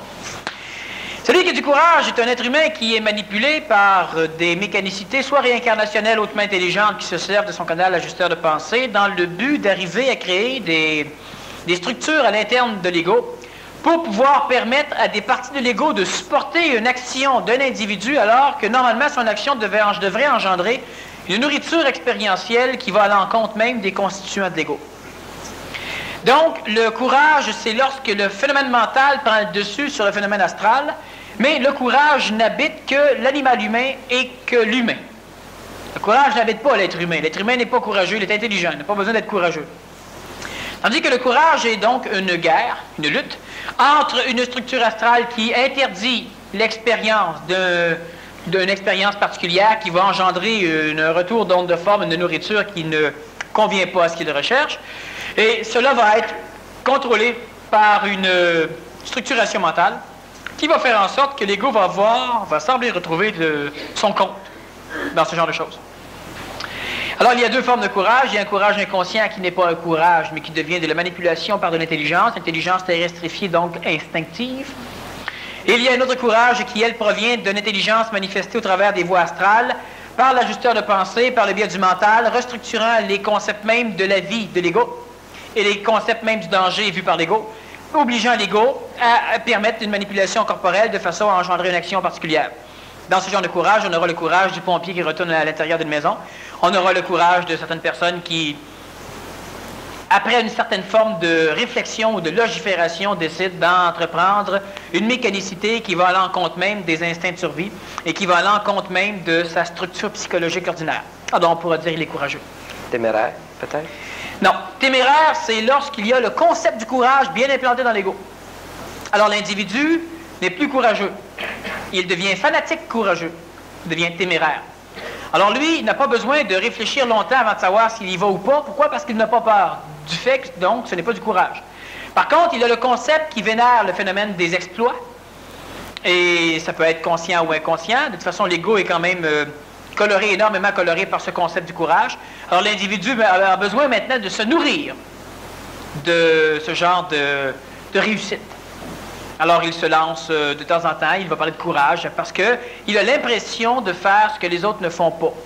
Alors, il va marcher sur le bord d'une corniche de maison pour pouvoir se prouver qu'il est courageux. Alors qu'en réalité, un individu qui aurait à marcher sur le bord de la même corniche dans un but logique devra être courageux. Mais lui, le faisant exclusivement pour nourrir son concept de courage, est téméraire. C'est autre chose. L'ego est imbécile. Le moindrement qu'il y ait quelque chose de bien né dans l'ego, immédiatement, c'est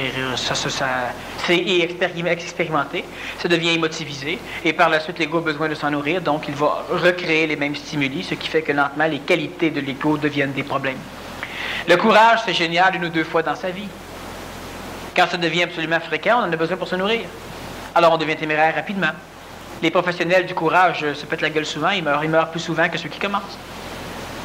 Parce qu'ils n'ont plus de paramètres astral. L'astral n'étant pas intelligent, il faut des paramètres. La peur est un frein. La souffrance interne est le tremplin. Alors, quand tu souffres de voir que quelqu'un meurt dans un incendie, et la peur en même temps t'empêche d'y aller, eh bien, tu as le frein, le tremplin. C'est le tremplin légèrement plus fort parce que le mental, par une structuration, comme je viens de l'expliquer, arrive à faire en sorte que le tremplin est plus puissant, tu retournes dans la maison. Mais la peur te freine. Tu feras attention, tu vérifieras les planches avec les clous, tu ramperas sur le bord du plancher, tu feras un paquet de choses dans le genre. Et à chaque pied que tu avances, tu remettras en question ton action. Bon, est-ce que c'est trop chaud? Tu peux analyser tout ce qui se passe autour de toi. Et puis finalement, peut-être que tu vas rebrousser chemin ou finalement continuer. Il y a toujours l'accident qui est possible, mais ça n'a rien à voir avec le courage. Tandis que celui qui devient téméraire, eh bien, il en a besoin comme nourriture, alors il rentre dedans et tout le temps qu'il est dedans, il se nourrit. Alors, il n'est pas question de juger, d'analyser, de se demander s'il sort ou pas. Quand il sera suffisamment nourri, il va sortir. Client ou pas, il va sortir. Et là, tout le monde pourra l'applaudir et il sera content. Pour quelqu'un qui a une capacité énergétique qui lui permet de percevoir de grands ensembles et peut-être d'induire sa destinée, est-ce qu'il y a une notion de courage qui joue quand il voit la destinée qu'il a à accomplir, puis son ego est encore présent? Maintenant, on doit faire encore une nuance. Il n'y a pas de courage du point de vue supramental, il n'y a pas de courage du point de vue bouddhique ni intentionnel, donc divin. Le courage est encore une mécanicité typiquement égoïque, mais c'est sans doute l'une des plus grandes effluves de l'ego, l'une des plus nobles. Maintenant, on doit encore faire attention, le courage qui devient une nourriture pour l'ego n'est plus du courage. C'est comme une humilité égoïque qui devient une nourriture pour l'ego. Il est modeste puis il s'en vante? Non. Le courage, au niveau des structures d'évolution, c'est une mécanicité qui ne regarde que l'ego. Et le courage permet à l'individu, de temps en temps, d'exprimer un peu plus cette divinité par l'intermédiaire de son ego. Donc, quand un individu devient courageux, il est totalement manipulé par de l'intelligence. Totalement. Il ne le sait pas. C'est pas grave. Tant mieux. Mais il est manipulé par de l'intelligence. Quelqu'un qui donne sa vie pour sauver quelqu'un, c'est l'intelligence qui le manipule. Tu vas dire, oui, mais c'est con, il meurt. C'est ça. L'intelligence fait ça.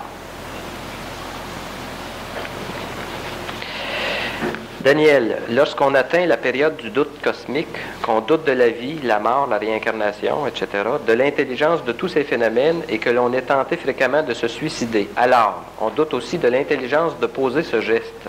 Comment s'assurer que l'on ne sera pas manipulé pendant une période de faiblesse et éviter le suicide inutile? Qui ou quoi me manipule? Signé un dîner gastronomique au McDo. Oh, ben ça, je savais déjà, franchement, si c'est ça. Alors, lorsqu'on atteint le doute, la période du doute cosmique, probablement, il faudrait vérifier, oui, effectivement, c'est le doute cosmique. On doute de tout. Et comment s'assurer que l'on ne sera pas manipulé pendant une période de faiblesse et éviter le suicide inutile? Ce qu'il faut parfaitement bien comprendre dans ce genre de situation, c'est que l'être humain doit douter de tout. Si l'être humain doute de tout, il doit douter de tout. Premièrement, la personne, l'individu, quel que soit l'individu qui à un moment donné va arriver à ce genre d'étape où finalement plus rien n'a de sens. Sur ce plan planétaire, si on devient le moindrement intelligent, il n'y a plus grand-chose qui ait du sens. Pour la simple raison qu'on n'est pas encore assez réveillé, mais on est juste trop réveillé, mais pas encore assez. L'être humain qui arrive à ce genre de doute et qui pourrait peut-être passer proche du suicide à un moment donné, il doit instruire son ego de l'absurdité du suicide. Une chose certaine, c'est qu'il doit bien inculquer à son ego, s'enfoncer dans la tête, que dans le monde de la mort, on n'évolue pas. Donc, que la solution n'est pas là. Dans le monde de la vie, c'est peut-être chiant, on ne comprend peut-être rien. Mais on peut le comprendre. C'est là qu'on change, c'est là qu'on évolue. Alors, l'individu devra bien s'ancrer dans la tête qu'il est alcoolique et que présentement, totalement ivre, il ne voit pas l'intelligence de la désintoxication, il ne voit pas l'intelligence des automobiles qui passent devant lui, il ne voit pas l'intelligence du trottoir qui semble mou et fructifié tel un serpent, il ne voit pas l'intelligence de son nez fracturé lorsqu'il est tombé.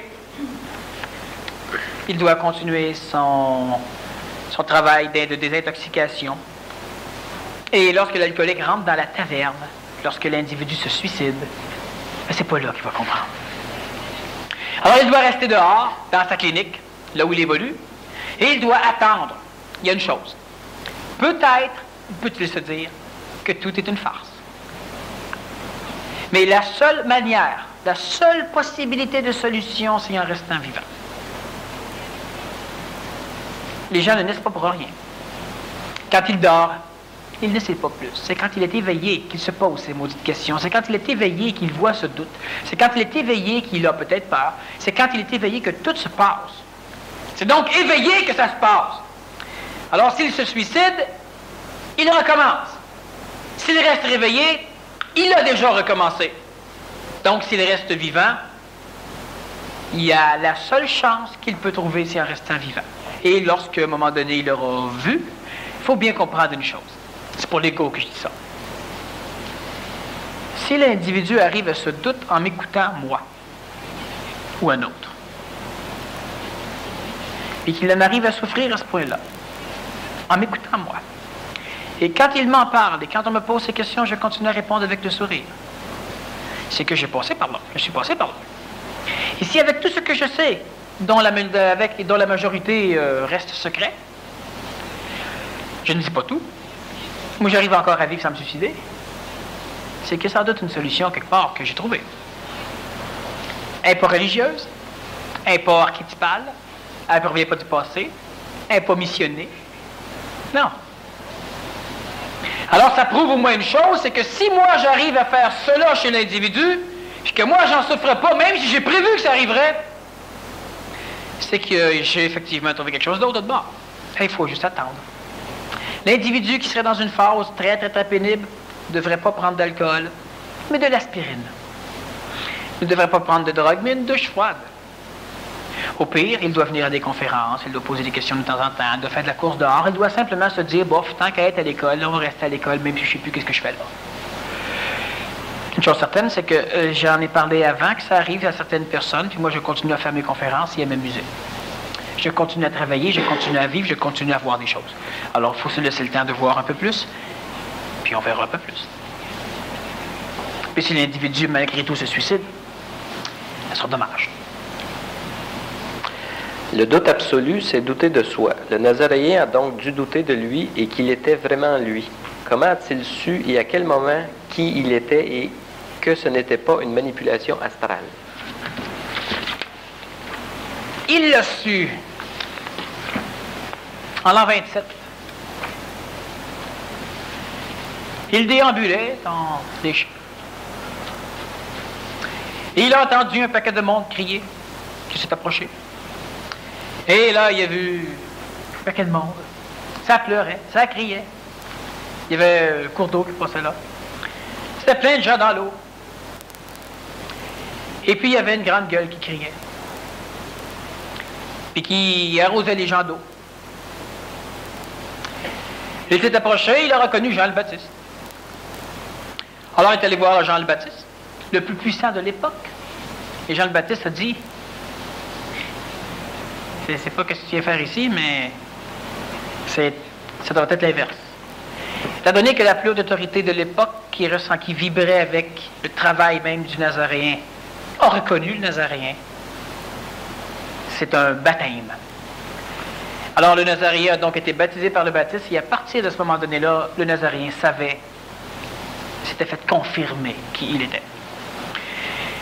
Dans le monde planétaire, le doute persiste jusqu'au jour où une entité qui a un cheminement évolutif parallèle reconnaît. La journée que moi je reconnais Marc, sans que lui me parle de ses problèmes, alors Marc peut être sûr que c'est ça. La journée où Marc me reconnaît, sans que je parle de mes problèmes, alors je peux être sûr que c'est ça. Si par contre je rencontre un individu trop faible, et qu'il me reconnaît, ça ne veut rien dire. C'est pourquoi on est sûr de ce qu'on est du point de vue planétaire seulement si on peut se faire confirmer par quelqu'un d'autre. J'ai déjà dit que personne ne s'était baptisé de lui-même, même pas le Nazaréen. Au cas. Une fois qu'une entité supérieure à la au règne humain te reconnaît, OK. Et qui détermine qui est capable de te reconnaître? Toi. Moi, je m'en vais, je rencontre Brian Mulroney. Il me reconnaît. Je ne peux pas lui faire confiance. Donc, je doute. C'est l'individu qui va déterminer qui peut le baptiser. Quel va être le processus de baptême du grand monarque? Oh, c'est bien compliqué à dire. C'est pas un baptême avec de l'eau. C'est les événements qui vont le baptiser. Et le symbolisme de... Je te donne un exemple. C'est extrêmement bien fait. Le grand monarque, personne ne sait qui il est. Ni même lui. Pour la simple raison que si une conscience humaine planétaire le saurait qui il est, même lui, l'astral le saurait. Parce que tout est focusé vers. On ne doit pas connaître le grand monarque. Et à un moment donné, ce grand monarque va devenir le grand monarque, comme Arthur a arraché Excalibur de la roche. Personne ne savait qui c'était, ni lui. Et à un moment donné, il y avait une épée qui traînait, il l'a ramassée, puis il l'a amené à son frère. On lui a dit, voilà, remettre là, c'est Excalibur, c'est les chevaliers, il faut qu'il la retire. Alors il l'a remis, on s'est garoché pour la retirer, ça n'a pas marché. Finalement, il l'a retiré encore. Et même lui ne le savait pas. Et là, parce qu'il l'a retiré, donc les événements vont baptiser le grand monarque et les gens qui sont solides vont reconnaître, donc vont confirmer par la suite le baptême. Il y a toujours des baptêmes de gens qui ne comprennent rien. Mais ça va se placer à la longue. Alors, le grand monarque, c'est un avantage. Si tu es le grand monarque, puis tu le sais déjà, tu ne peux plus vivre sur une planète comme ça. Mieux vaut que tu saches rien. Si je le suis, mieux vaut que je ne sache rien. Puis si c'est une personne ici, une femme ou un homme, mieux vaut que je ne le sache pas. C'est pas le temps de le savoir. Ça ne sert à rien de le savoir. Et à un moment donné, eh bien, tu seras capable de faire une chose qui sera prophétiquement, qui pourra établir qui tu es. Comment se manifeste le doute absolu? Si le supramental ne doute pas, comment quelqu'un de supramental doute-t-il du doute, à moins que le doute du doute ne soit plus un doute pantoute? C'est en plein ce que j'ai expliqué. Il n'y a plus de doute. Il n'y a plus d'ego. Lorsqu'un événement est observé, senti, vibré, quelle en est la mutation sur les autres plans? Tu la répètes? Lorsqu'un événement est observé, senti, vibré, quelle en est la mutation sur les autres plans? C'est bien, la question est mal posée, mais c'est une bonne question. On y revient. La conscience doute-t-elle d'elle-même? La conscience ne doute pas d'elle-même, par contre, l'ego doit douter de la conscience qu'il voit. Donc, la conscience égoïque, ou même la conscience humaine, doit douter d'elle-même. En réalité, lorsque la conscience s'installe suffisamment dans l'être humain, la conscience ne doute pas d'elle-même, la conscience se fout d'elle-même. Il va falloir qu'à un moment donné, que ça finisse par être compris. L'idée de nous autoriser à être libres, de nous permettre d'être totalement libres. Premièrement, je suis manipulé. Ce que je fais, ce n'est pas moi. Alors, je reste souriant, je m'en fous. Deuxièmement, je ne peux pas dire et prétendre que parce que je m'en fous, je vais faire n'importe quoi. Je ne peux pas faire n'importe quoi. Je suis manipulé. On l'a déjà vu. Si lui est totalement libre, je lui dis, tu es libre. Tu peux tuer quelqu'un ici dans la salle, on ne dira rien. Il ne tuera pas personne. Même s'il a la permission de tuer, il n'est pas bâti pour tuer. L'individu devient donc libre. C'est pas parce que je décide que je suis libre que je fais n'importe quoi. Je ne peux pas faire n'importe quoi. Je ne peux pas donner une claque dans le visage à quelqu'un pour rien. Je ne peux même pas haïr quelqu'un. Je suis libre de le faire. Je ne peux pas le faire. Donc, je ne suis pas libre. Mais alors, je me libère au niveau de ma culpabilité, je deviens libre. Par la suite, si je ne suis pas libre de mes actes, je suis manipulé par l'intelligence ou par l'astral, un ou l'autre. Ma conscience doit rester libre. Je me drogue, c'est vache. Mais ce n'est pas moi. Je suis bien mal pris, avec un ego qui se drogue, avec des facteurs réincarnationnels qui se droguent, avec des manipulations d'intelligence qui droguent mon corps, avec ce que vous voudrez. Mais ce n'est pas moi. Alors je reste libre. Amenez-moi n'importe quelle merde planétaire, ça ne me dérangera pas. Je suis handicapé, paralysé, quadriplégique, couché. La conscience restera la même. Peut-être qu'elle envisagera l'euthanasie. Si on ne veut pas, elle ne s'offrira pas. Et à un moment donné, on peut donc se permettre aussi de dire n'importe quoi. C'est une grande qualité de l'homme d'être capable de dire n'importe quoi à des oreilles qui sont capables d'entendre n'importe quoi. Ça veut dire quoi, dire n'importe quoi? Ça veut dire être capable de vider l'eau froide du canal chaud de l'ajusteur de pensée. Et pour le vider, on doit travailler avec un individu. Et celui-ci ne doit se rappeler de rien de ce qu'on va dire. Alors on vide tous les deux. Et on commence à parler pour rien dire. Demain, on peut tout changer. Oh, que ça libère l'humain. Et vous devrez finir par en arriver là. C'est la liberté. Alors, nous parlons de réincarnation. Tu es la réincarnation de qui, Marc? Tout en commun. Il ne se permet pas de dire n'importe quoi parce qu'il part à rire. Tout en Camon. As-tu été assassiné ou si tu es mort de vieillesse? J'ai été empoisonné. Vers quel âge? Moi, jeune. Jeune? Vingtaine. Tout en Camon est mort assassiné à l'âge de 19 ans. Tu le savais? Non. Bon. Vu qu'il ne le savait pas et qu'il me répond exactement ce qu'il en est, il a été drogué. Et on l'a achevé avec un coup sur la tête. Alors, donc, mais peut-être qu'il a des mémoires de Toutankhamon. Ça se peut. Tout se peut. Mais si on parle pour parler, eh bien, on s'en fout. Et puis on continue. Et puis on peut arriver à se rendre compte qu'il est peut-être la réincarnation des plus grands pharaons. Et qu'il a peut-être un rôle à jouer. Et puis quand on est venu dans notre soirée, on dit, ouais, ben c'était réchauffant, c'était pas mal bien. On oublie tout. Si on pourrait communiquer comme ça, en quelques années, la planète serait changée. Parce que toutes les cochonneries qui vous empêchent de devenir intelligent, vous pourriez les rejeter, puis nous, on n'en tiendrait pas compte. C'est ça le doute. L'énergie supplémentaire peut parvenir non plus à douter, mais à se foutre de la conscience ne doute pas d'elle, elle se fout d'elle-même. Ce qu'il a dit, il l'a dit. Et une fois qu'il l'a dit, eh bien, on s'en va jouer au pool. Parfait. Sauf que l'humain, après une soirée, s'il a trop de goût, va dire, ouais, mais n'empêche que j'avais raison comme ça. Ah ben, tabarnouche, peut-être que c'est ça. Ça valait même pas la peine qu'il ait de la conscience, il perd son temps maintenant. C'est comme si tu dirais, crée, ben, je suis Daniel Kim, tabarnouche. Wow! Ça sert à quoi d'être Daniel Kim s'il commence à foirer son derrière à être Daniel Kim? Lui dit un crime, je suis mort. Ou Toutankhamon. Il y a des mémoires réincarnationnelles de Toutankhamon. De Toutankhamon, on ne peut pas commencer à triper sur lui.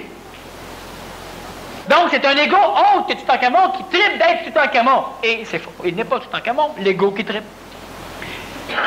Alors, la conscience se fout d'elle. En ce sens qu'elle ne porte pas d'importance à ce qui est sorti. La conscience de l'énergie a une température qui s'exprime à une température inférieure. Alors, pourquoi mettre de l'importance dans ce qui est exprimé alors que ce qui est exprimé de toute façon inajusté et un peu faux? C'est qu'on s'en fout. Il y a quelqu'un qui me parlait d'une réincarnation et on parlait d'Aménophis. J'ai failli lui poser, es-tu Aménophis 1, 2, 3, 4? On voit. Il me répond, il y en avait plus qu'un. Mais on parle pour parler. Alors j'aurais pu continuer en lui disant, hey, peut-être tu étais le serviteur d'Aménophis. Peut-être tu étais les historiens d'Aménophis. Et c'est pourquoi tu as des mémoires. Et puis, une fois qu'on aurait fini, il faudrait que la personne elle oublie tout. Il y a des manières de faire ce genre de travail. Mais la conscience doit premièrement se foutre d'elle-même. Ça, est-ce que c'est le prochain PMC+, qui peut aborder ce type de... Ben, c'est le travail que je vais faire au niveau du prochain PMC+. Mais là, il restera à voir ce qui va se passer. Mais c'est évident qu'au niveau de cheminer sur des mémoires qui nous constituent, peut nous permettre de digérer ces mémoires-là. Donc, on se coupe d'un karma du passé intéressant. Et deuxièmement, on canalise suffisamment d'énergie en récupérant cette mémoire-là pour la laisser transparaître les qualités et les défauts de ces mémoires réincarnées. Et parce qu'on a de la conscience, on devrait être capable d'éliminer ces défauts et ne conserver que de l'énergie supportant les qualités des mémoires réincarnatives. Cela veut dire que si tu étais Toutankhamon, bien la journée que tu auras digéré Toutankhamon, veut pas, il y a des choses qui vont changer chez toi. Au niveau du respect des autres humains, les personnes d'affaires ou les personnes dans la société qui vont te rencontrer auront la vibration de rencontrer un empereur. Les portes vont s'ouvrir d'une façon plutôt magique. Alors que quelqu'un vient frapper une porte, un autre frappe une porte, toi tu frappes à la porte et la personne te voyant à la face, elle est stimulée par... Il y a plusieurs choses qui peuvent changer au niveau de la vie d'un individu. C'est évident qu'un individu qui a été l'esclave de tout le monde jusqu'à aujourd'hui, il va dire, ouais, alors moi je ne vois pas l'intelligence d'aller récupérer des mémoires d'esclaves, les digérer pour après ça continuer à être l'esclave des gens aujourd'hui. Je répète que maintenant qu'on est intelligent, qu'on a du mental à l'intérieur de soi, on peut se servir des qualités. Et un esclave avait plein de qualités. Et on peut aussi exprimer les défauts. Il y a un danger. Parce qu'on est théoriquement suffisamment puissant, on devrait être capable aussi de digérer ces défauts. Défauts qui de toute façon s'expriment chez soi. Alors, il y a des mécanicités. Là, on a commencé à s'amuser. Effectivement, on découvre des choses intéressantes, mais il faudrait qu'on continue à fouiller pour voir. Jésus n'a-t-il pas servi de phare pour les autres? Il a été tué avec contentement. Pourquoi? Je t'apportais à rajouter là-dessus, pourquoi est-ce qu'un être qui était divin et qui pouvait guérir les gens, puis que... Mais le Nazaréen ne pouvait pas guérir les gens. Le Christ pouvait guérir les gens? Non plus. Okay. Mais les gens étaient guéris? Ah oui.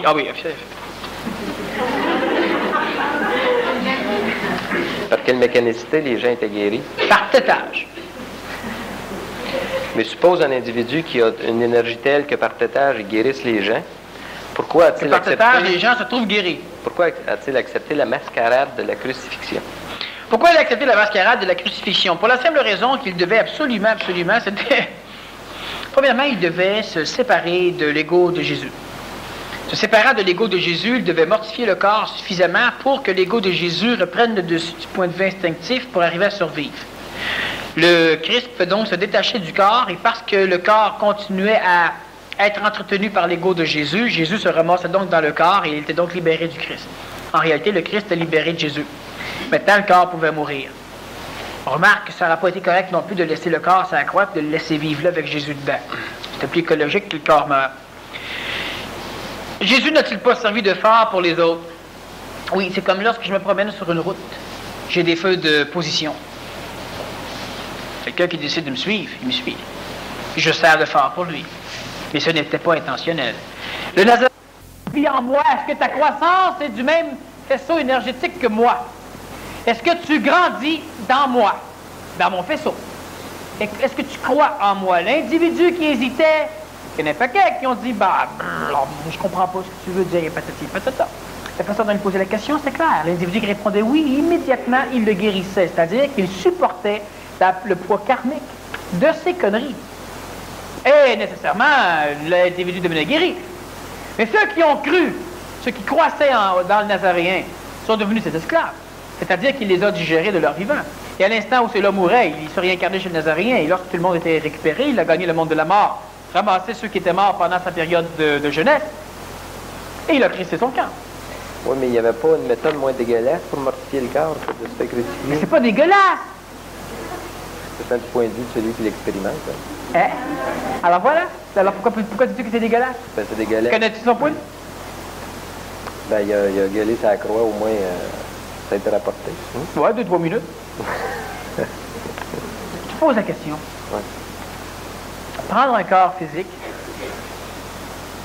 que tu flagelles. Et ce corps n'a pas suffisamment de sensibilité, de toute façon, vu l'évolution neuronique de l'époque des corps physiques. Et tu lui plantes des clous dans les poignets, dans les avant-bras, dans les chevilles, dans les pieds. Et le cerveau n'enregistre pas la même douleur que toi, tu enregistrerais. Tu vois, j'ai déjà expliqué, tu vois simplement comme en Amazonie, rencontrer des indigènes, et puis les indigènes, ils me donnent leur point à pleine face, puis c'est à peine s'ils l'ont senti. Ils n'ont pas la conscience de la souffrance comme on l'a nous autres, ils n'ont pas le corps aussi raffiné. Alors il y avait, comme j'expliquais dans l'avion, une madame qui avait son bébé sur elle, des indigènes, et puis elle était en train de manger, le bébé écrasé là, puis elle m'a donné à parler à quelqu'un, puis elle échappe des affaires à terre, puis elle s'est penchée, tout écrabouillé le bébé sur le bord en avant, toute la tête, puis tout croche au complet, puis elle pesait, puis elle remontait ses cossins. Puis le bébé, puis il cherchait qu'est-ce qui s'était passé. Douleur, même pas. Prends un bébé blanc de nous autres, par exemple, écrase-le là-dedans, il va broyer pendant une demi-heure.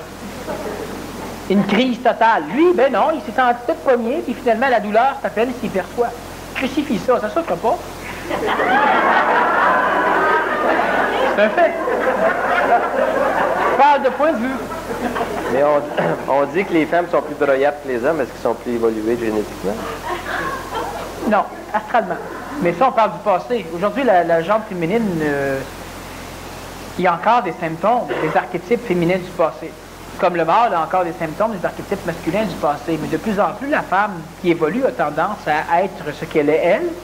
Et ce qu'elle est, elle, est très, très, très proche de ce qu'est l'homme. Mais l'homme n'est pas encore lui. Parce que les deux évoluent lentement. L'homme devient sensible et peut contrôler. La femme, elle est sensible et contrôle plus. Et il y a de plus en plus une espèce de pyramide. Et les deux vont avoir une tendance à finalement à être plus ou moins parallèles du point de vue de leur phénomène évolutif. Alors, dans l'Antiquité, lorsqu'on parle du Nazaréen, etc., il n'a pas souffert autant. Pourquoi il a été tué avec contentement? Ben, ça va de soi qu'il a été tué avec contentement. Imaginez-vous que vous avez la possibilité, enfin, de sacrer votre camp. Mais c'est quoi la... Pourquoi être content? Par rapport à la période actuelle, quelqu'un qui est en processus de fusion, c'est quoi la mortification du corps équivalente à la crucifixion, qu'on n'appelait pas? Montebello? Non. Ça va ça. J'allais dire une crevaison automobile, mais... Pour souffrir autant que le Nazaréen a souffert, aujourd'hui, l'individu devrait... Se marier, non. Non, aujourd'hui, c'est quand même assez terrible. Non, équivalent, mal de dents, une jambe fracturée. Du point de vue de ce que le cerveau enregistre, je parle. À l'époque, les gens se fracturaient une jambe et continuaient à marcher dessus. Aujourd'hui, elle n'est même pas cassée, puis ils sont sûrs qu'elle l'est, puis ça crie déjà. Le degré de souffrance n'est pas le même. Et c'est extrêmement important de considérer ça. C'est comme quand on dit que le Nazaréen a tellement souffert. C'est les gens qui l'ont dit qui ont souffert. Psychologiquement, pas physiquement, pas lui.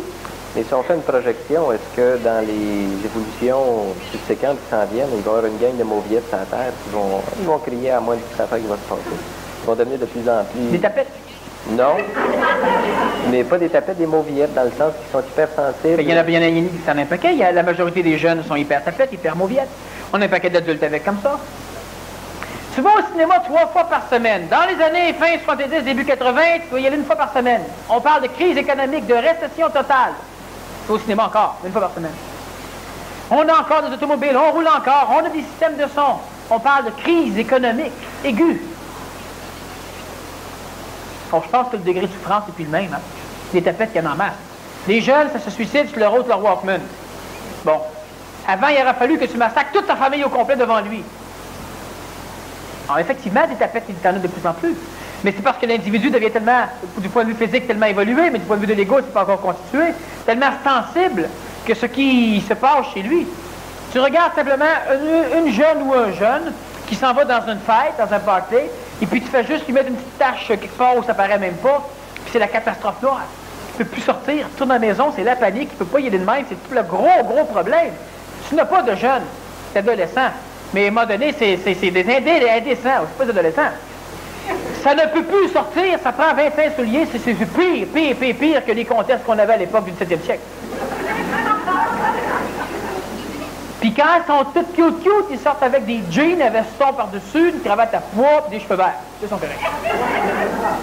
Alors, le degré de... Effectivement, on a une société de plus en plus tapette. C'est pourquoi les guerres permettent des évolutions plus logiques que des temps de paix. Mais ce processus de réchauffement-là de l'individu dans sa conscience accroît sa sensibilité. Il doit y avoir un point où ça arrête, ça. Il devient tellement sensible, tellement sensible, qu'à un moment donné, il sensibilise le contact supramental.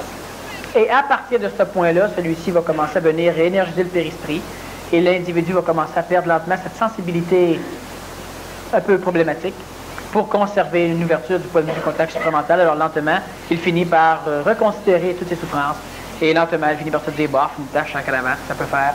Puis lentement, il change de choses comme ça. Puis là, il y a un ajustement qui va se faire. Ou les gens changent de cravate, mais il n'en souffrira plus. S'il n'y en a pas d'autre, il va conserver, il n'en souffrira pas. La sensibilité diminue de cette façon-là.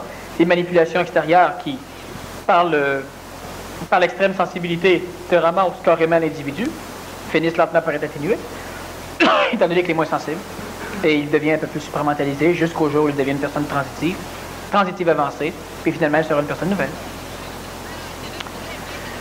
Un jour, quelqu'un a croqué une pomme et cela nous a laissé quelques pépins.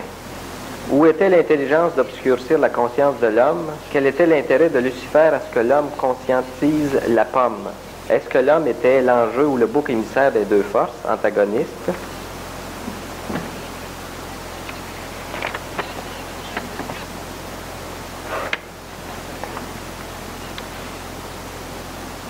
Il n'y avait aucune raison intelligente d'obscurcir la conscience de l'homme.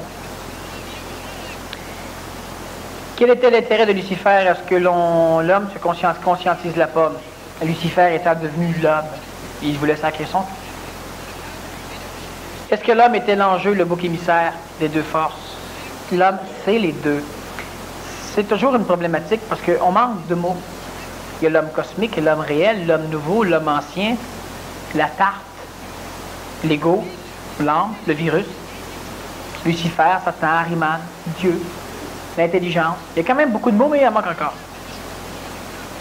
Alors, un jour, quelqu'un a croqué une pomme, et cela nous a laissé quelques pépins.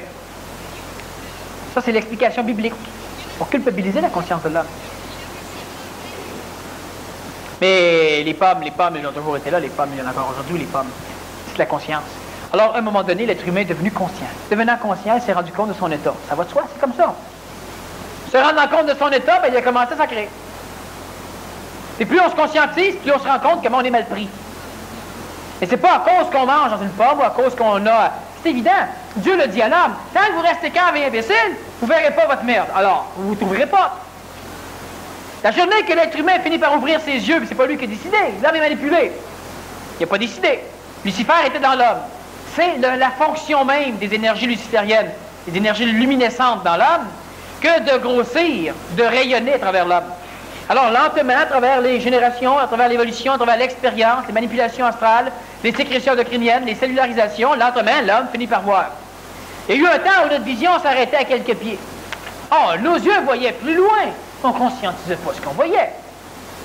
Alors, on peut être tous les deux assis ici, puis s'engueuler dans un restaurant du passé, puis personne ne faisait attention à nous autres. Personne ne nous entendait, personne ne nous voyait. Ça rentrait, c'était perçu, mais pas dans la conscience. Puis à un moment donné, bien, lentement, je commence à trouver qu'il me dérange, le voisin.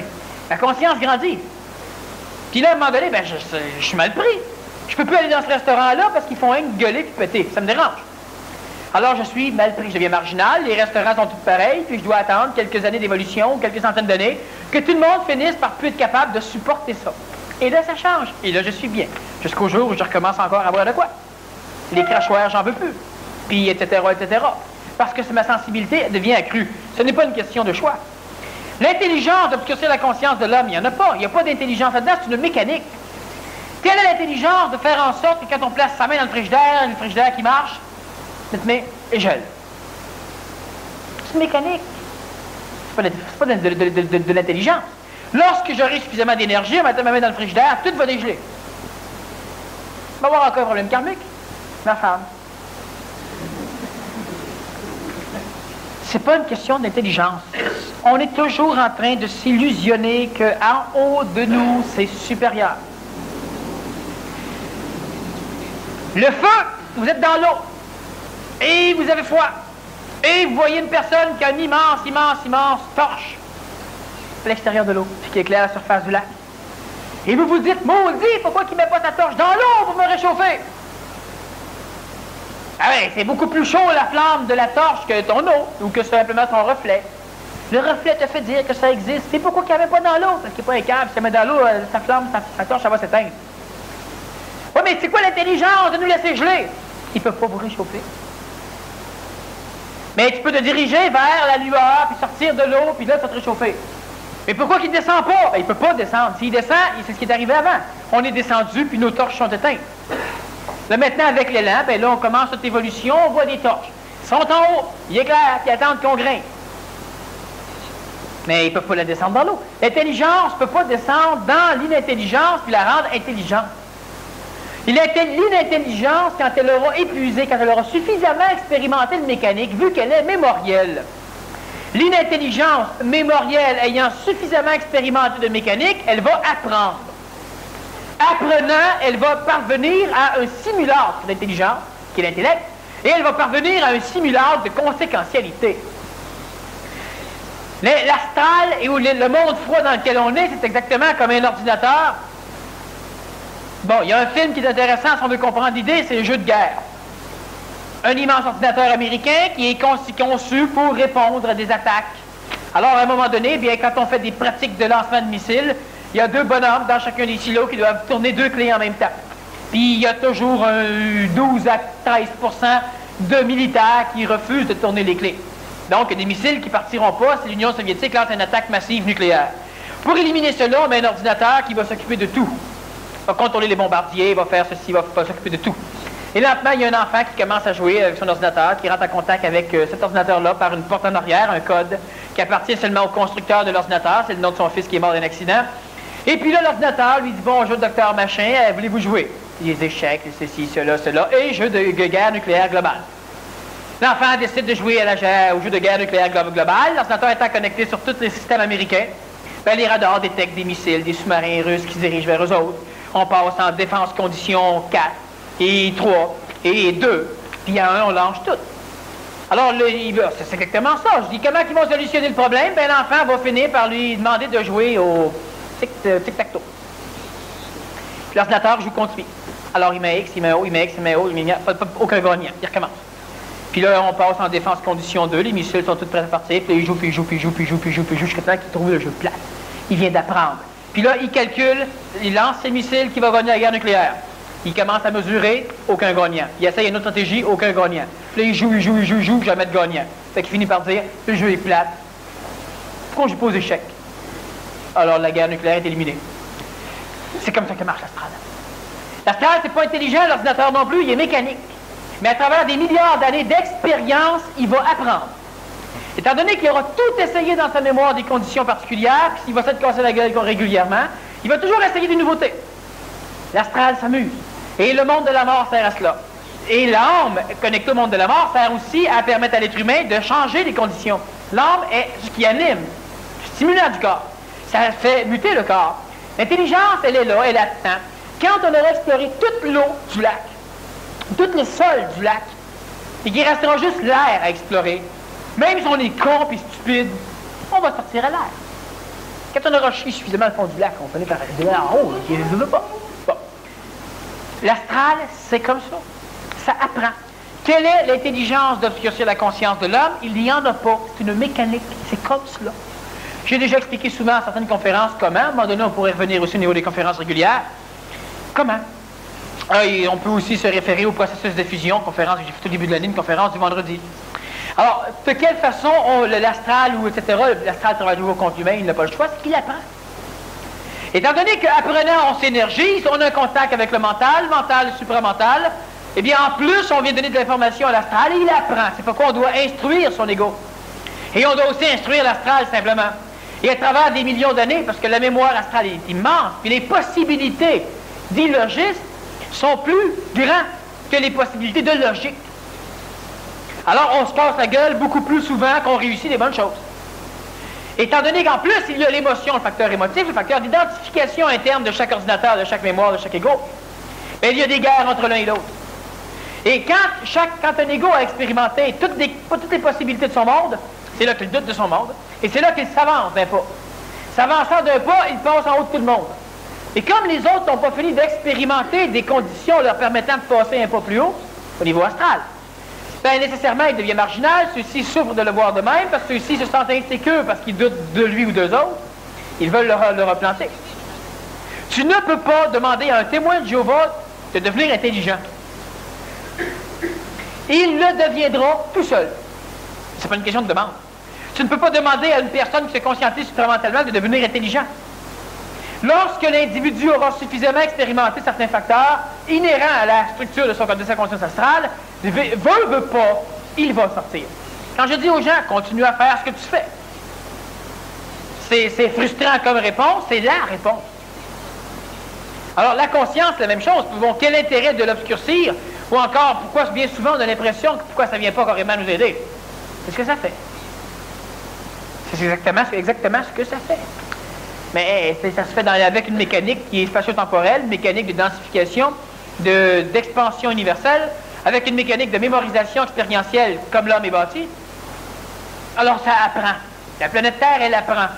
Mais il y en a à apprendre là-dedans.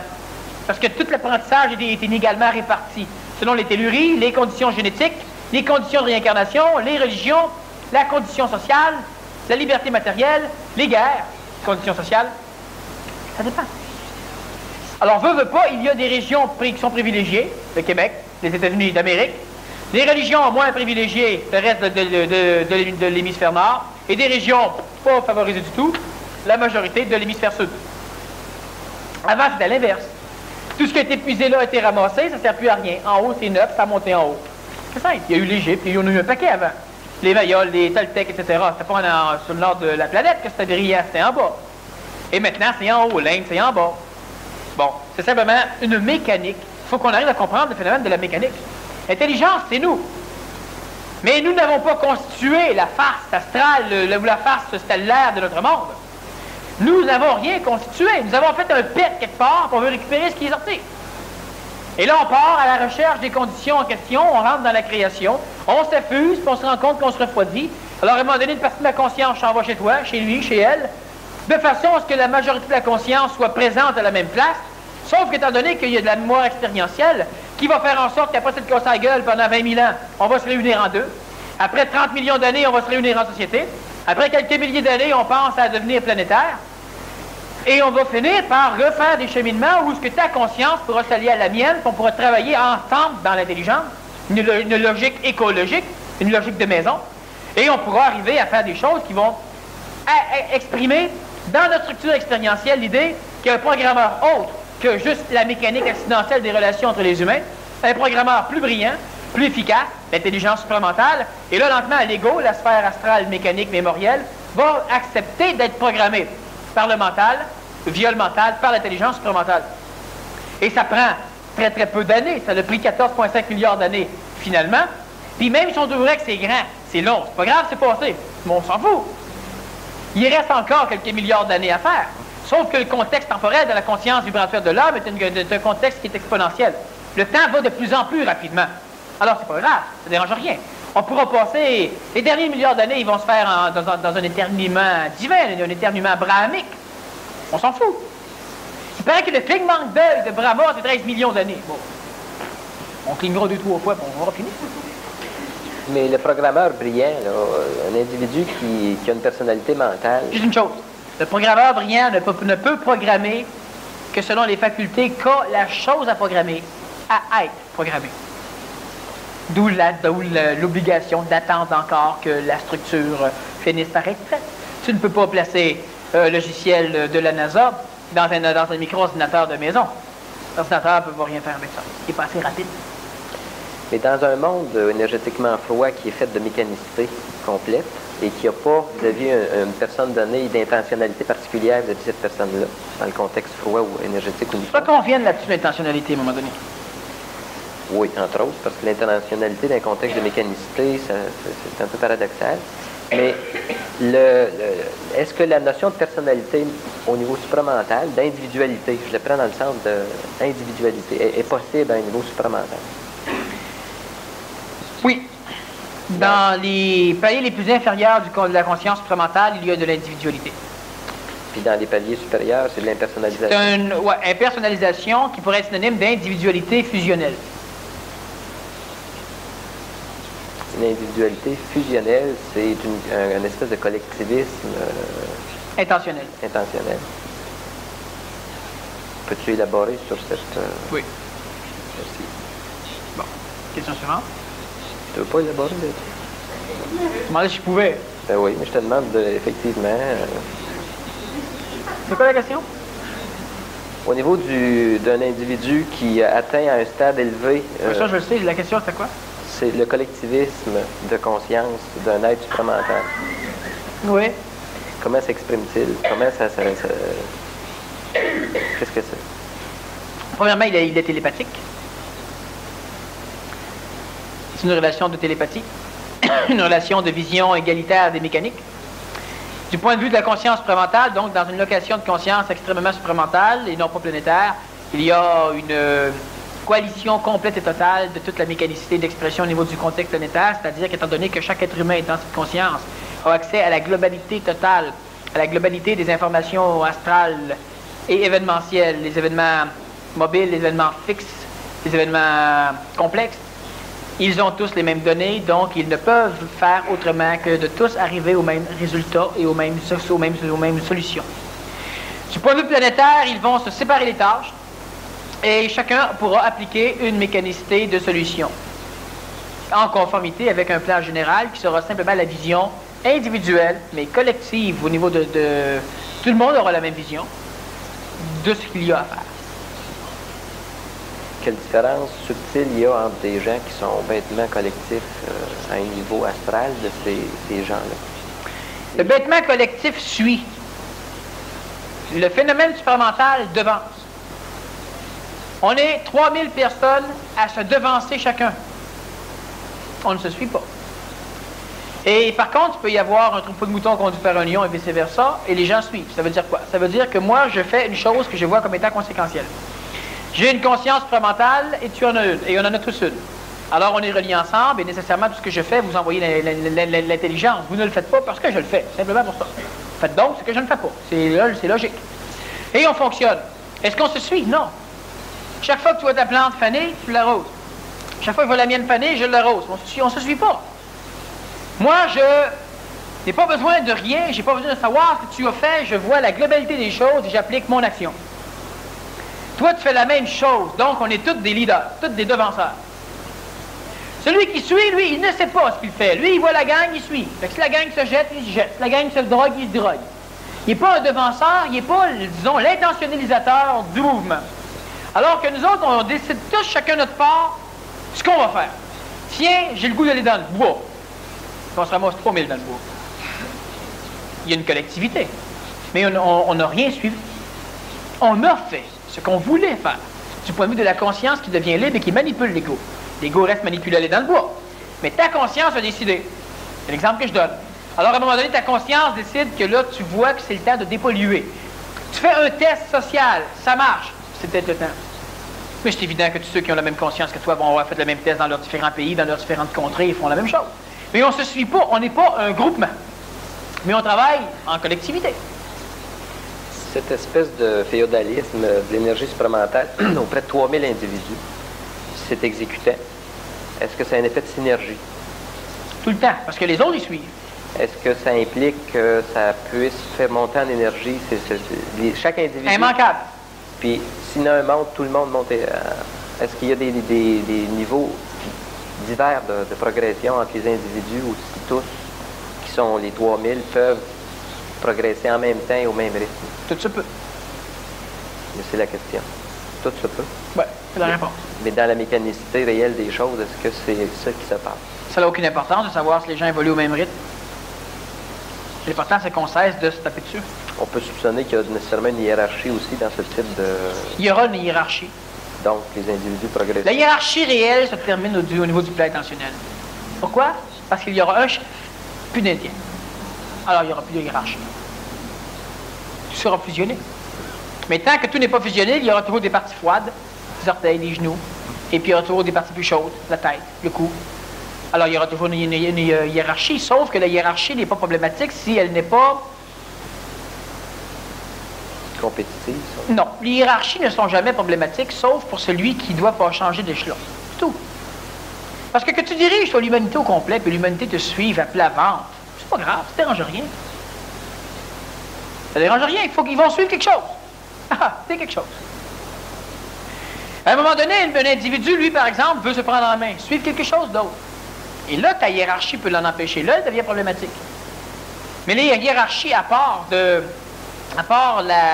l'illogisme de l'ordre dans la hiérarchie, ça ne crée pas de problème. Moi, je ne suis aucune hiérarchie. Et je n'ai aucun inconvénient que les hiérarchies s'occupent des autres. Ça me laisse la paix. Je n'ai pas à m'en occuper. Puis quand un individu a besoin de quitter une hiérarchie, il faut qu'il la quitte. Puis quand je veux travailler avec un individu, puis son seul problème encore est la hiérarchie cosmique, ah ben là, la hiérarchie, elle me dérange. Pas psychologiquement, énergétiquement. Et puis là, on s'organise pour taper à coups de hache dans la hiérarchie. Puis la hiérarchie, ben là, le choix, elle ne peut pas nous éliminer. Alors il va dire, bon, ben elle nous monte de poste. Elle nous donne un poste. On le prend. C'est de la diplomatie. Puis lentement, on monte d'échelon après échelon. Fait que, en haut, checkez-vous. Mais est-ce que la conscience a besoin, pour son expression dans l'espace-temps où on est, d'un support d'identification, un minimum de traces d'identification? La conscience, non. La conscience absolue n'a pas besoin d'identification. La conscience absolue n'a même pas conscience qu'elle est là. Elle n'en a pas besoin non plus. Dans la conscience égoïque de l'homme, oui, c'est l'ego qui a besoin d'une trace. L'ego doit se rappeler qu'il a une conscience, parce que sinon, il ne peut pas ouvrir les portes de son corps à la conscience. Mais est-ce que 3000 individus qui sont supramentalisés en synergie, est-ce que c'est 3000 personnalités identiques? Non. Donc, il y a des facteurs de différenciation qui sont... Supramentalement, oui. Mais pas biologiquement, ni physiquement, ni mentalement, ni astralement, ni vitalement. Ça, non. Mais il y a des personnalités, donc, d'individus qui, on te dit, c'est une personnalité supramentale.